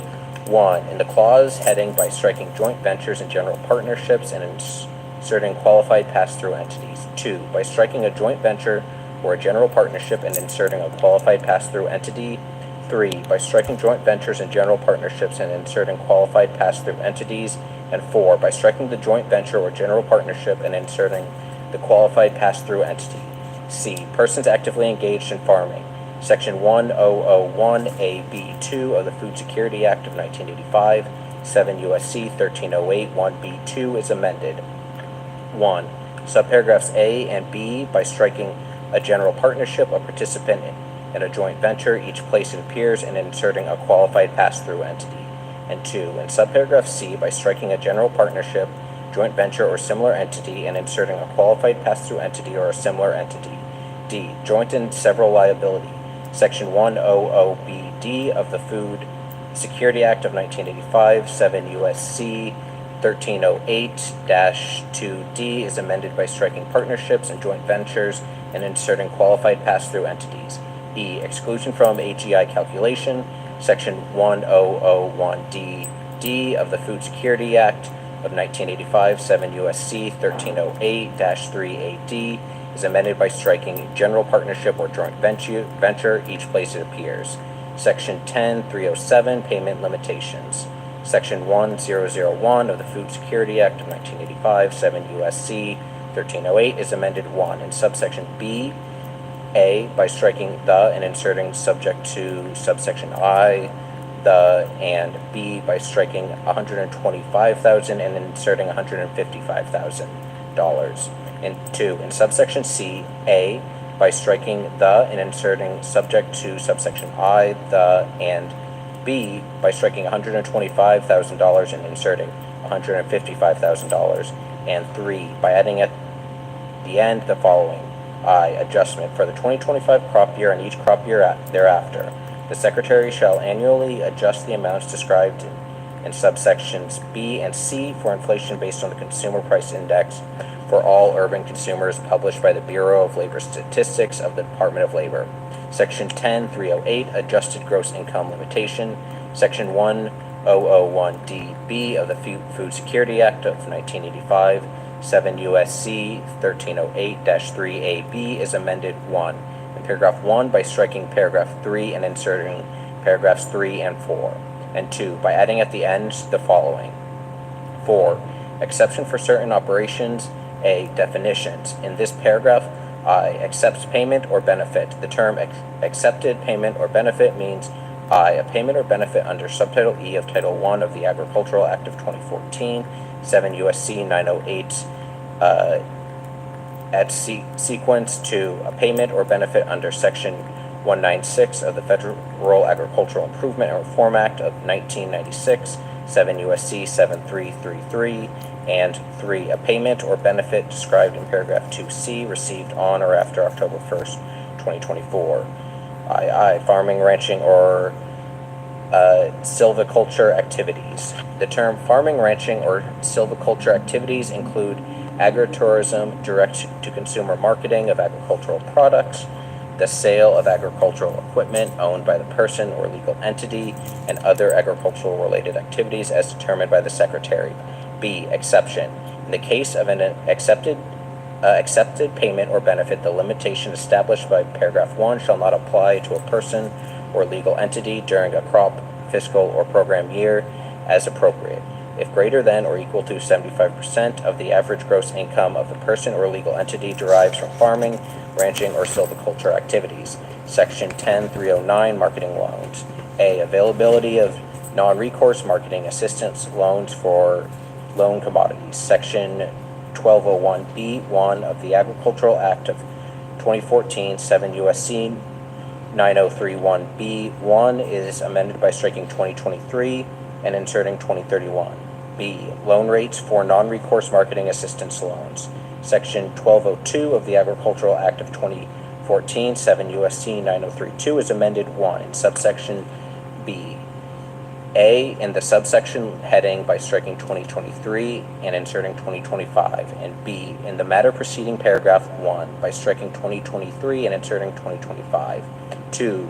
by redesignating subsections C and D as subsections D and E respectively. 3. By inserting after subsection B the following. C. 2026 through 2031 crop years. For the purposes of each of the 2026 through 2031 crop years, the loan rate for a marketing assistance loan under Section 1201 for a loan commodity shall be equal to the following. 1. In the case of wheat, $3.72 per bushel. In the case of corn, $2.42 per bushel. In the case of grain sorghum, $2.42 per bushel. 4. In the case of barley, $2.75 per bushel. 5. In the case of oats, $2.20 per bushel. 6. In the case of upland cotton, 55 cents per pound. 7. In the case of extra long staple cotton, $1 per pound. In the case of long grain rice, $7.70 per hundredweight. 9. In the case of medium grain rice, $7.70 per hundredweight. 10. In the case of soybeans, $6.82 per bushel. 11. In the case of other oil seeds, $11.10 per hundredweight for each of the following kinds of oil seeds. A. Sunflower seed. B. Rapeseed. C. Canola. D. Safflower. E. Flaxseed. F. Mustard seed. G.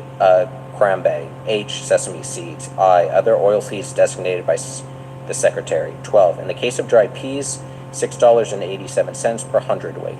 13. In case of lentils, $14.30 per hundredweight. 14. In the case of small chickpeas, $11 per hundredweight. 15. In the case of large chickpeas, $15.40 per hundredweight. 16. In the case of grated wool, $1.60 per pound. 17. In the case of non-grated wool, 55 cents per pound. 18. In the case of mohair, $5 per pound. 19. In the case of honey, $1.50 per pound. 20. In the case of peanuts, $390 per ton. 4. In subsection D, as so redesignated by striking A11 and B11 and inserting A11, B11, and C11, and 5. In subsection E, as so redesignated in paragraph 1 by striking 25 cents and inserting 30 cents. C. Payment of cotton storage costs. Section 1204G of the Agricultural Act of 2014, 7 U.S.C. 9034G is amended 1 by striking effective and inserting the following. 1. Crop years 2014 through 2025, effective. 2. In paragraph 1, as so designated by striking 2023 and inserting 2025.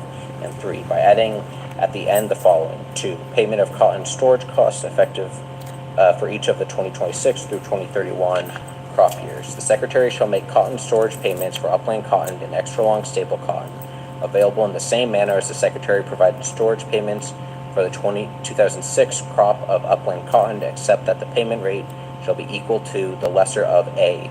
The submitted storage charge for the current marketing year, and B. In the case of storage in I. California or Arizona, a payment rate of $4.90, and 2. II. Any other state, a payment rate of $3. D. Loan deficiency payments. 1. Continuation. Section 1205A2B of the Agricultural Act of 2014, 7 U.S.C. 9035A2B is amended by striking 2023 and inserting 2031. 2. Payments in lieu of LDPS. Section 1206 of the Agricultural Act of 2014, 7 U.S.C. 9036 is amended in subsections A and D by striking 2023, each place it appears, and inserting 2031. E. Special competitive provisions for extra long staple cotton. Section 1208A of the Agricultural Act of 2014, 7 U.S.C. 9038A is amended in the matter preceding paragraph 1 by striking 2026 and inserting 2032. F. Availability of recourse loans. Section 1209 of the Agricultural Act of 2014, 7 U.S.C. 9039 is amended in subsections A, 2, B, and C by striking 2023, each place it appears, and inserting 2031. Section 310, repayment of marketing loans. Section 1204 of the Agricultural Act of 2014, 7 U.S.C. 9034 is amended 1 in subsection B, A, by redesignating paragraph 1 as subparagraph A and indenting appropriately. B, in the matter preceding subparagraph A, as so redesignated by striking the Secretary and inserting the following. 1. In general, the Secretary, and C, by striking paragraph 2 and inserting the following. B.I. In the case of long grain rice and medium grain rice, the prevailing world market price for the commodity as determined and adjusted by the Secretary in accordance with this section, or II. In the case of upland cotton, the prevailing world market price for the commodity as determined and adjusted by the Secretary in accordance with this section. 2. Refund for upland cotton. In the case of repayment for a marketing assistance loan for upland cotton at a rate described in paragraph 1BII, the Secretary shall provide the producer a refund, if any, in an amount equal to the difference between the lowest prevailing world market price as determined and adjusted by the Secretary in accordance with this section during the 30-day period following the date on which the producer repays the marketing assistance loan, and the repayment rate. 2, in subsection C, A, by striking the period at the end and inserting semicolon and, B, by striking at the loan rate and inserting the following, at a rate that is lesser of 1, the loan rate, and C, by adding at the end the following. 2, the prevailing world market price for the commodity as determined and adjusted by the Secretary in accordance with this section. 3, subsection D, A, in paragraph 1, by striking and medium grain rice and inserting medium grain rice and extra long staple cotton. B, by redesignating paragraphs 1 and 2 as subparagraphs A and B respectively and indenting appropriately. C, in the matter preceding subparagraph A as so redesignated by striking for purposes and inserting the following. 1, in general, for purposes, and D, by adding at the end the following. 2, upland cotton. In the case of upland cotton, for any period when price quotations for middling M 3/32-inch cotton are available, the formula under paragraph 1A shall be based on the average of the 3 lowest price growths that are quoted. And 4, in subsection E, A, in the subsection heading by inserting extra long staple cotton and upland cotton. B, in paragraph 2, I, in the paragraph heading by inserting upland before cotton, and 2 in subparagraph, and II in subparagraph B, in the matter preceding clause I by striking 2024 and inserting 2032. C, by redesignating paragraph 3 as paragraph 4, and D, by inserting after paragraph 2 the following. 3, extra long staple cotton. Prevailing world market price for extra long staple cotton determined under subsection D, A, shall be adjusted to United States quality and location with the adjustment to include the average cost to market the commodity, including average transportation cost as determined by the Secretary, and B, may be further adjusted during the period beginning on the date of enactment of the act entitled An Act to Provide for Reconciliation pursuant to Title II of H. Conres 14, 119th Congress, and ending on July 31st, 2032. If the Secretary determines the adjustment is necessary, I, to minimize potential loan forfeitures, II, to minimize the accumulation of stocks of extra long staple cotton by the federal government, III, to ensure that extra long staple cotton produced in the United States can be marketed freely and competitively, and IV, to ensure an appropriate transition between current crop and forward crop price quotations, except that the Secretary may use forward crop price quotations prior to July 31st of a marketing year only if I, there are insufficient current crop price quotations, and II, the forward crop price quotation is the lowest such quotation available. Section 10.311, Economic Adjustment Assistance for Textile Mills. Section 1207C of the Agricultural Act of 2014, 7 U.S.C. 9037C, is amended by striking paragraph 2 and inserting the following. 2, value of assistance. The value of the assistance provided under paragraph 1 shall be A, for the period beginning on August 1st, 2013 and ending on July 31st, 2025, 3 cents per pound, and B, beginning on August 1st, 2025, 5 cents per pound. Section 10.312, Sugar Program Updates. A, Loan Rate Modification. Section 156 of the Federal Agricultural Improvement and Reform Act of 1996, 7 U.S.C. 7272, is amended. 1, in subsection A, in paragraph 4 by striking and at the end, B, in paragraph 5 by striking 2023 crop years and inserting 2024 crop years, and C, by adding at the end the following. 6, 24 cents per pound for raw cane sugar for each of the 2025 through 2031 crop years. 2, in subsection B-A, in paragraph 1 by striking and at the end, B, in paragraph 2 by striking 2023 crop years and inserting 2024 crop years, and C, by adding at the end the following. 3, a rate that is equal to 136.55% of the loan rate per pound of raw cane sugar under subsection A6 for each of the 2025 through 2031 crop years, and 3, in subsection I by striking 2023 and inserting 2031. B, adjustments to Commodity Credit Corporation storage rates. Section 167 of the Federal Agricultural Improvement and Reform Act of 1996, 7 U.S.C. 7287 is amended 1 by striking subsection A and inserting the following. A, in general, for the 2025 crop year and each subsequent crop year, the Commodity Credit Corporation shall establish rates for the storage of forfeited sugar in an amount that is not less than 1. In the case of refined sugar, 34 cents per hundredweight per month, and 2. In the case of raw cane sugar, 27 cents per hundredweight per month, and 2. In subsection B, A in the subsection heading by striking subsequent and inserting prior, and B by striking and subsequent and inserting through 2024. C, modernization beet sugar allotments. 1. Sugar estimates. Section 359BA1 of the Agricultural Adjustment Act of 1938, 7 U.S.C. 1359BBA1 is amended by striking 2023 and inserting 2031. 2. Allocation to the processors. Section 359CG2 of the Agricultural Adjustment Act of 1938, 7 U.S.C. 1359CCG2 is amended A by striking in the case and inserting the following.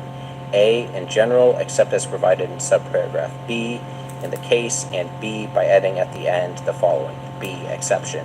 If the Secretary makes an upward adjustment of paragraph 1A in adjusting allocations among beet sugar processors, the Secretary shall give priority to beet sugar processors with available sugar. 3. Timing of reassignment. Section 359EB2 of the Agricultural Adjustment Act of 1938, 7 U.S.C. 1359EEB2 is amended A by redesignating subparagraphs A through C as clauses I through III respectively and indenting appropriately. B, in the matter preceding clauses I as so redesignated by striking if the Secretary and inserting the following. A, in general, if the Secretary, and C by adding at the end the following. B, timing. In carrying out subparagraph A, the Secretary shall I make an initial determination based on the World Agricultural Supply and Demand estimates approved by the World Agricultural Outlook Board for January that shall be applicable to the crop year for which allotments are required, and II provide for an initial reassignment under subparagraph AI not later than 30 days after the date on which the World Agricultural Supply and Demand estimates described in Clause I is released. D, reallocations of tariff rate quota shortfall. Section 359K of the Agricultural Adjustment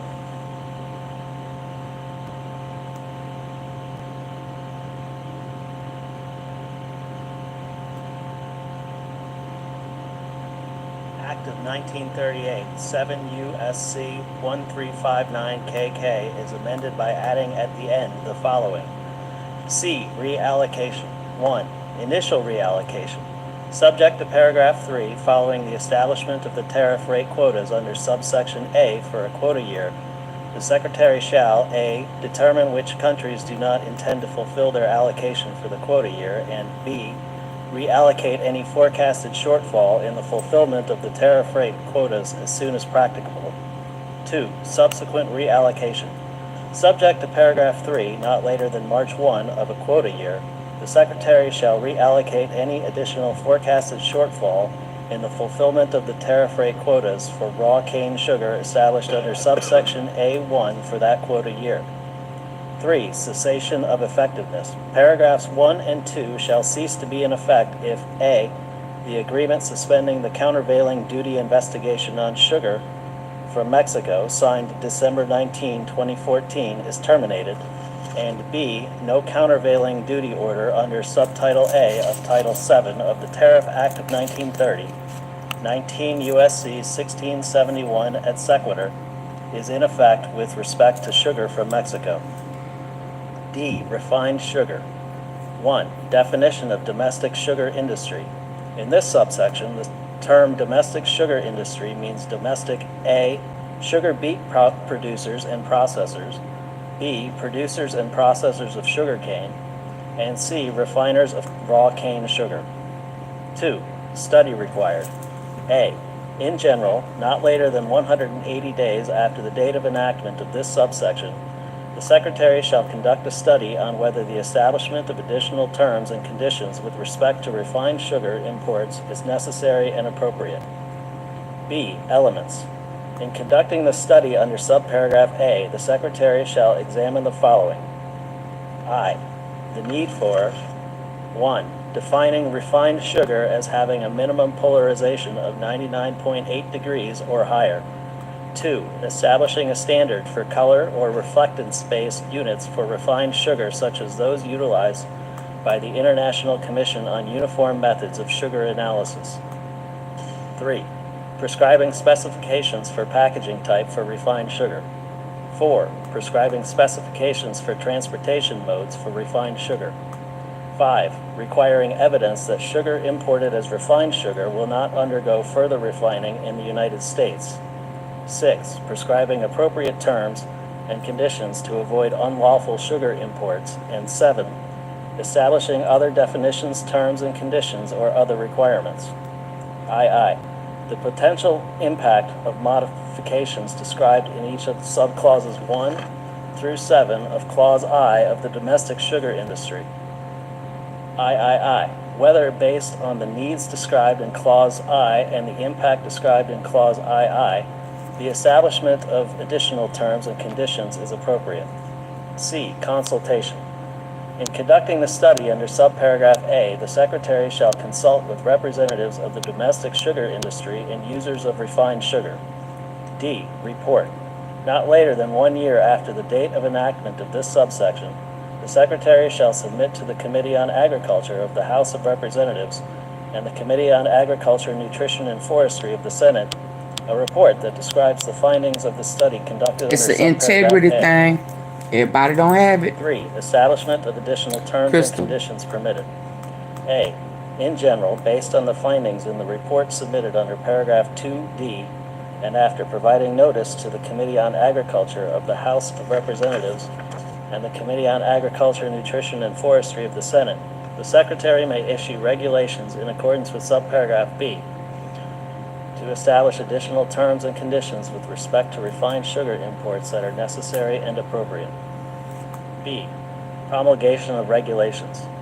The Secretary may issue regulations under subparagraph A if the regulations 1. Do not have an adverse impact on the domestic sugar industry, and 2. Are consistent with the requirements of this part, Section 156 of the Federal Agriculture Improvement and Reform Act of 1996, 7 U.S.C. 7272, and obligations under international trade agreements that have been approved by Congress. E. Clarification of tariff rate quota adjustments. Section 359KB1 of the Agriculture Adjustment Act of 1938, 7 U.S.C. 1359KKB1 is amended in the matter preceding subparagraph A by striking "if there is N" and inserting "for the sole purpose of responding directly to N." F. Period of effectiveness. Section 359LA of the 1938, 7 U.S.C. 1359 LLA is amended by striking 2023 and inserting 2031. Section 10313, Dairy Policy Updates. A. Dairy Margin Coverage Production History. 1. Definition. Section 14018 of the Agricultural Act of 2014, 7 U.S.C. 9051-8, is amended by striking "when the participating dairy operation first registers to participate in dairy margin coverage." 2. Production history of participating dairy operations. Section 1405 of the Agricultural Act of 2014, 7 U.S.C. 9055 is amended by striking subsections A and B and inserting the following. A. Production history.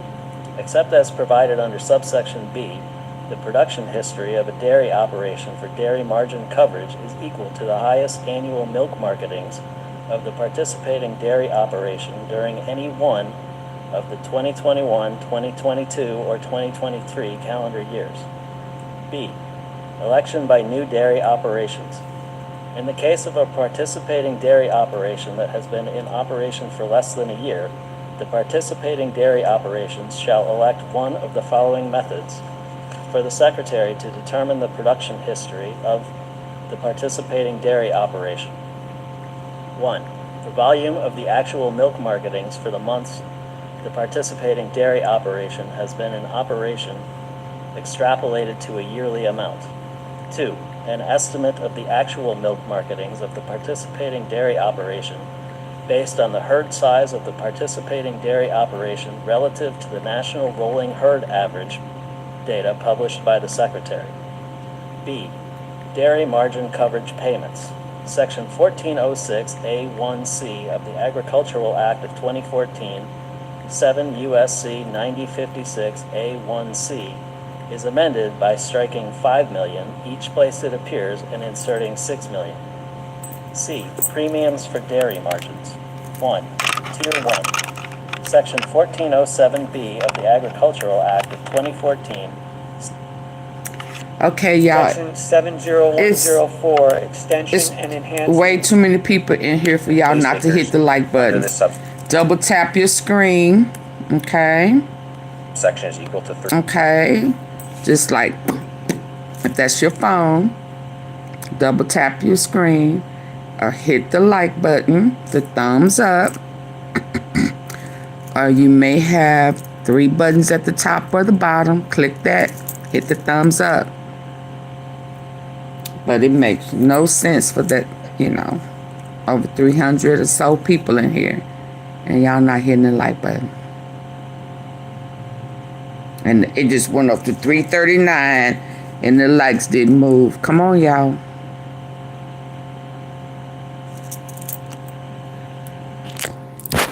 What they say, don't be a hater all your life. Ain't that what Trigger say? Don't be a hater all your life.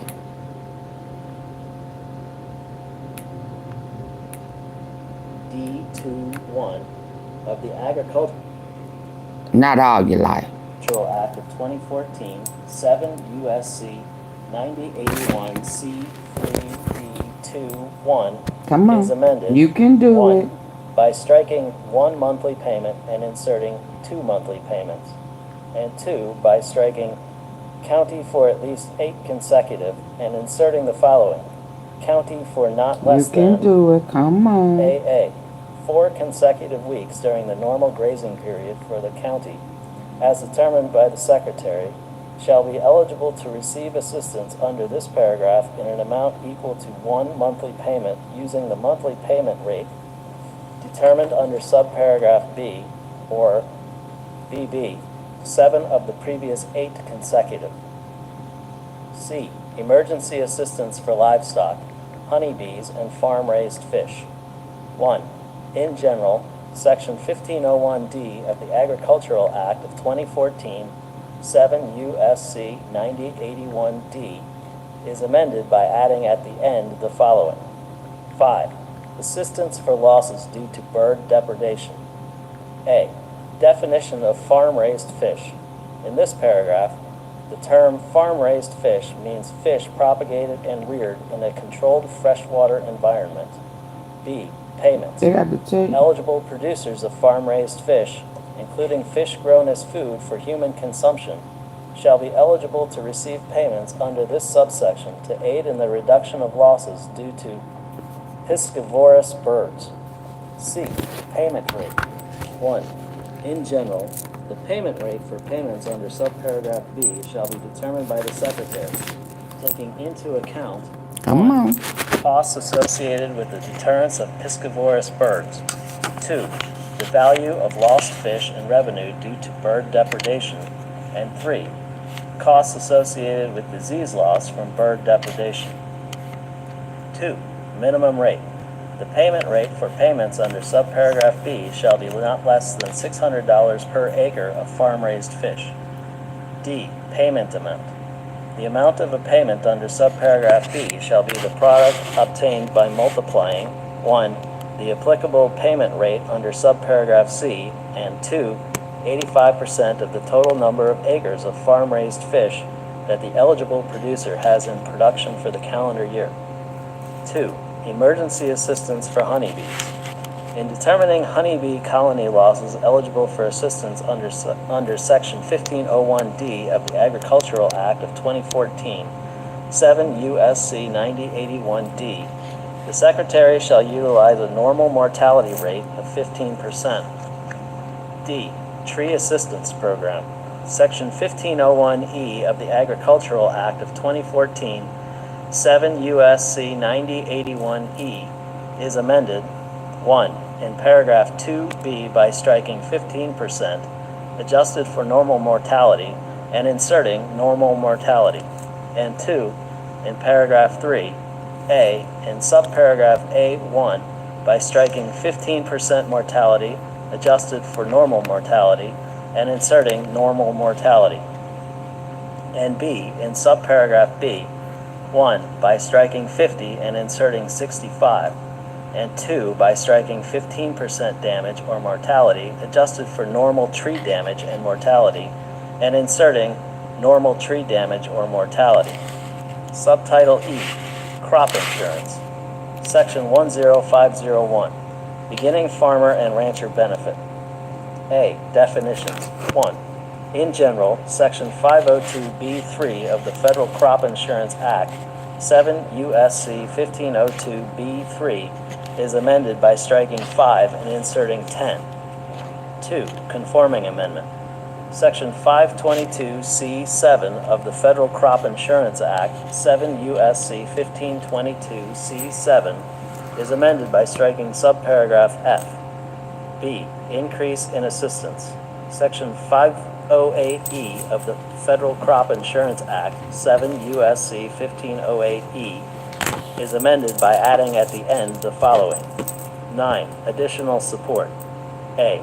In general, in addition to any other provision of this subsection, except paragraph 2A regarding payment of a portion of premiums, a beginning farmer or rancher shall receive additional premium assistance that is the number of percentage points specified in subparagraph B greater than the premium assistance that would otherwise be available for the applicable policy, plan of insurance, and coverage level selected by the beginning farmer or rancher.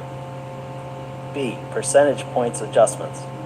The percentage points referred to in subparagraph A are the following. 1. For each of the first and second reinsurance years that a beginning farmer or rancher participates Hold on.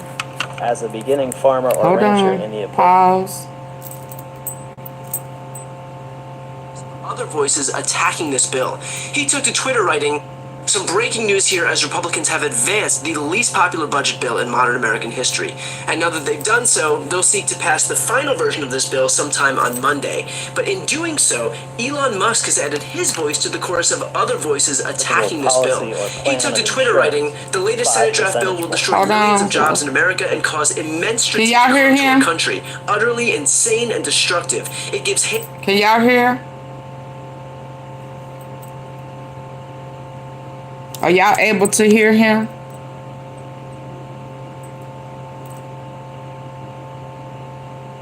Hello?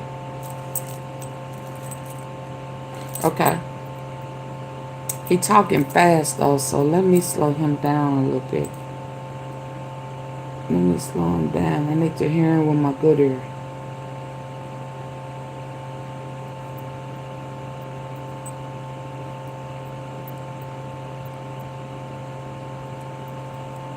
Some breaking news here as Republicans have advanced the least popular budget bill in modern American history. And now that they've done so, they'll seek to pass the final version of this bill sometime on Monday. But in doing so, Elon Musk has added his voice to the chorus of other voices attacking this bill. He took to Twitter writing, the latest Senate draft bill will destroy millions of jobs in America and cause immense strategic harm to our country. Utterly insane and destructive.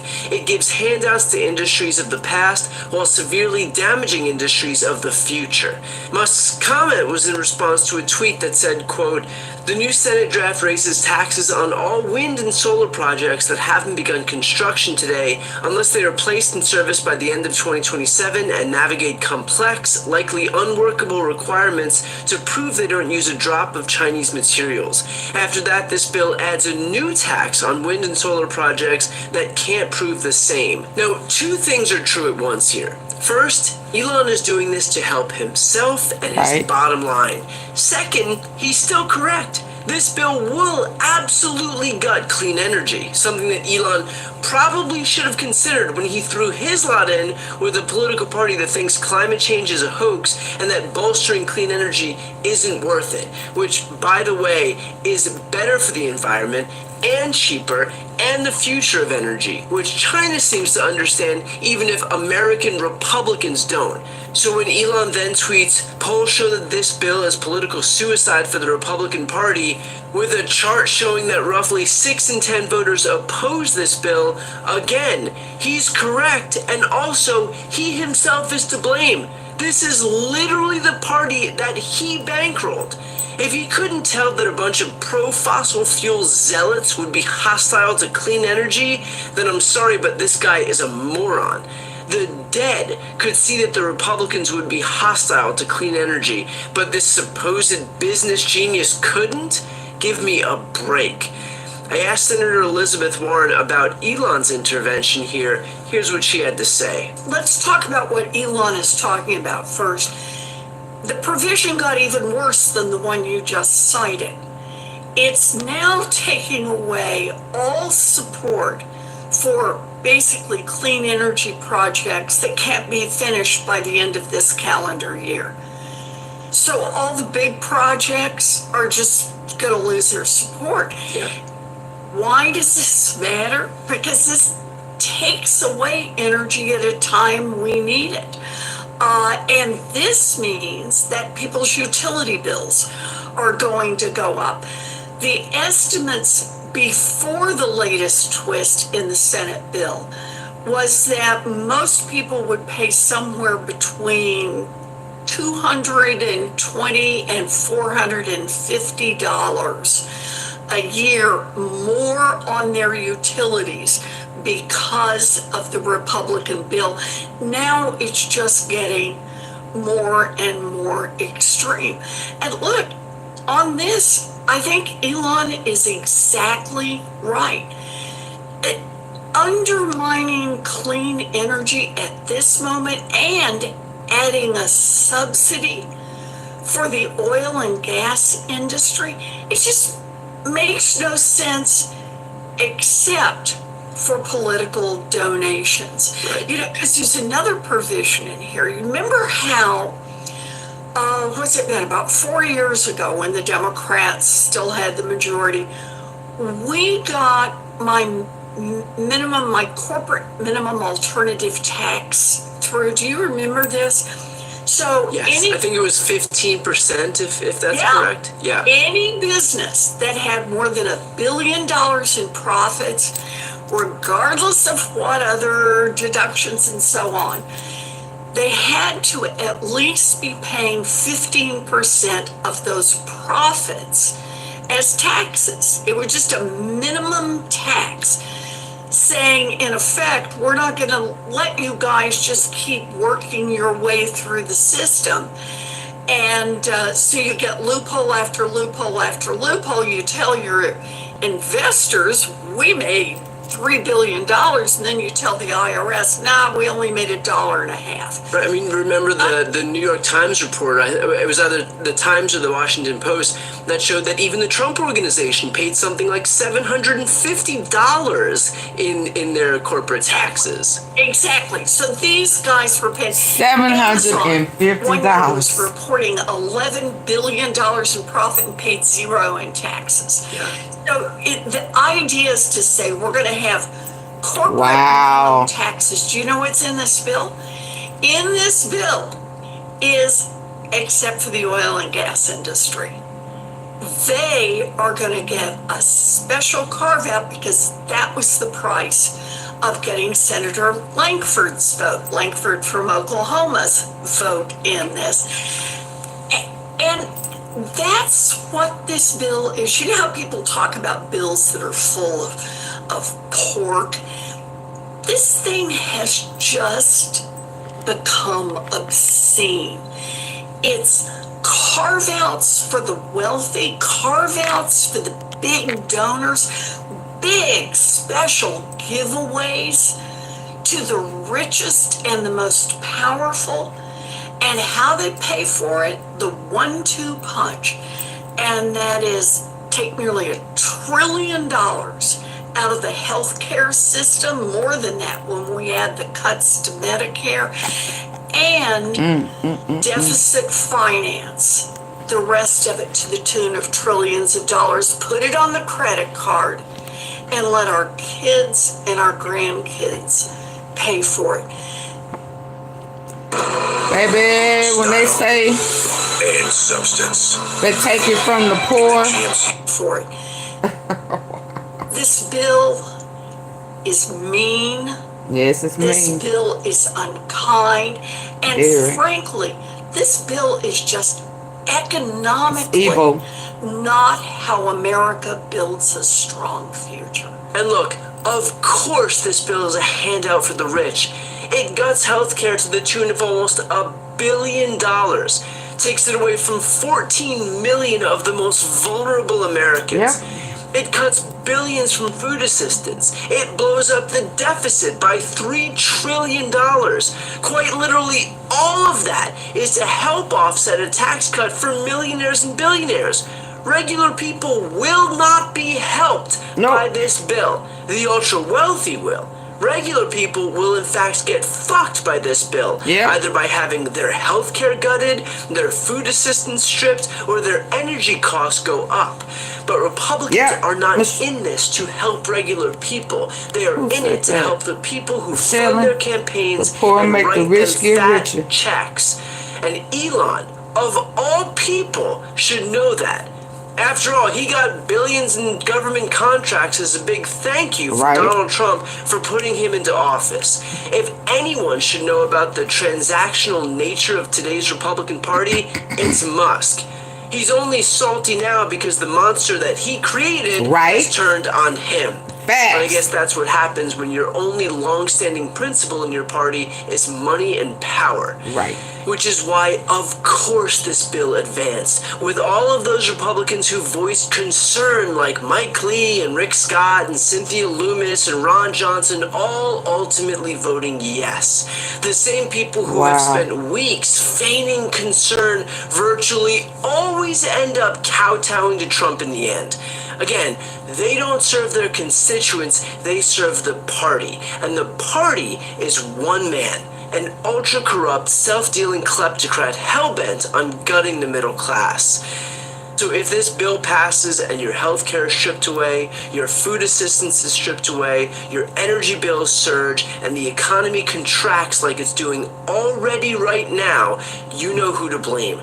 Republicans promised a populist revolution. They promised to be champions for the middle class. But per usual, unless you are in the highest tax bracket or your last name is Trump, they don't give a flying fuck about what happens to you. This bill is proof of exactly that. Wow.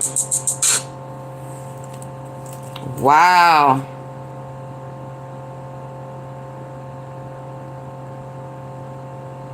Okay, tea sippers, I guess there's no need for us to continue to listen to them read every word. Wow. Wow. And it just blows my mind for everybody, especially, wow, my culture, who felt like he was the best thing for, I'm just not going to say us, I'm just saying for middle class.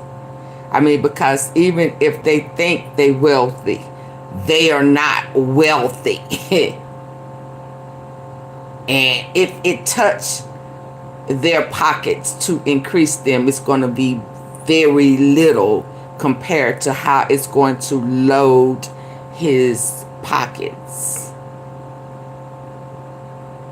See, people fail to understand that when he did not get reelected, he already had unfinished deals that he was responsible for that fell through. That's why he acted a dang donkey, wouldn't leave and created a scene, because he had them same type of Iran, Israel, Putin, Russia deals. He had big time with Putin. Big time with China. So he got debt. I mean, not from the U.S. He got debt with deals that he couldn't fulfill. Cause wasn't it Putin who helped him rig that election? Oh yeah, it's just way deep, and I don't know what people thought. But you know, we gotta pray without ceasing. And you know, I play sometimes when I say if ever we needed the Lord before, but AunTeaFee ain't playing this time. You know, you just gotta trust God. Just let go and let God. God is absolutely in control. He knows who He is.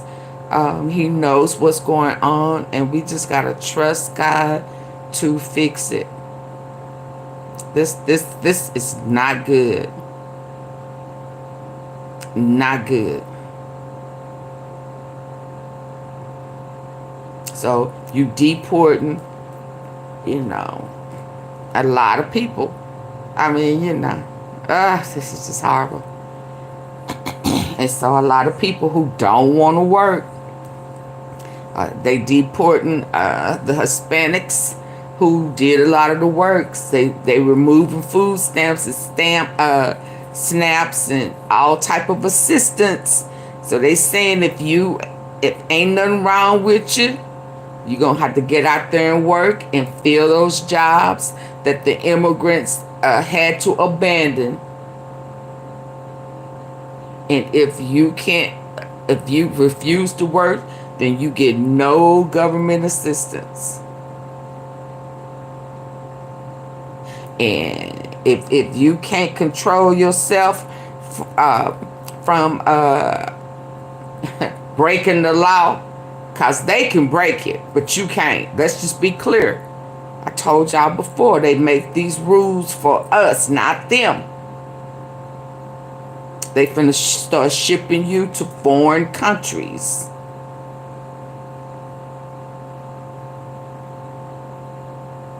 That's what's coming. So again, I'ma say it. I'ma try to find the most non-political way to say it. You know, it's still under disguised population control.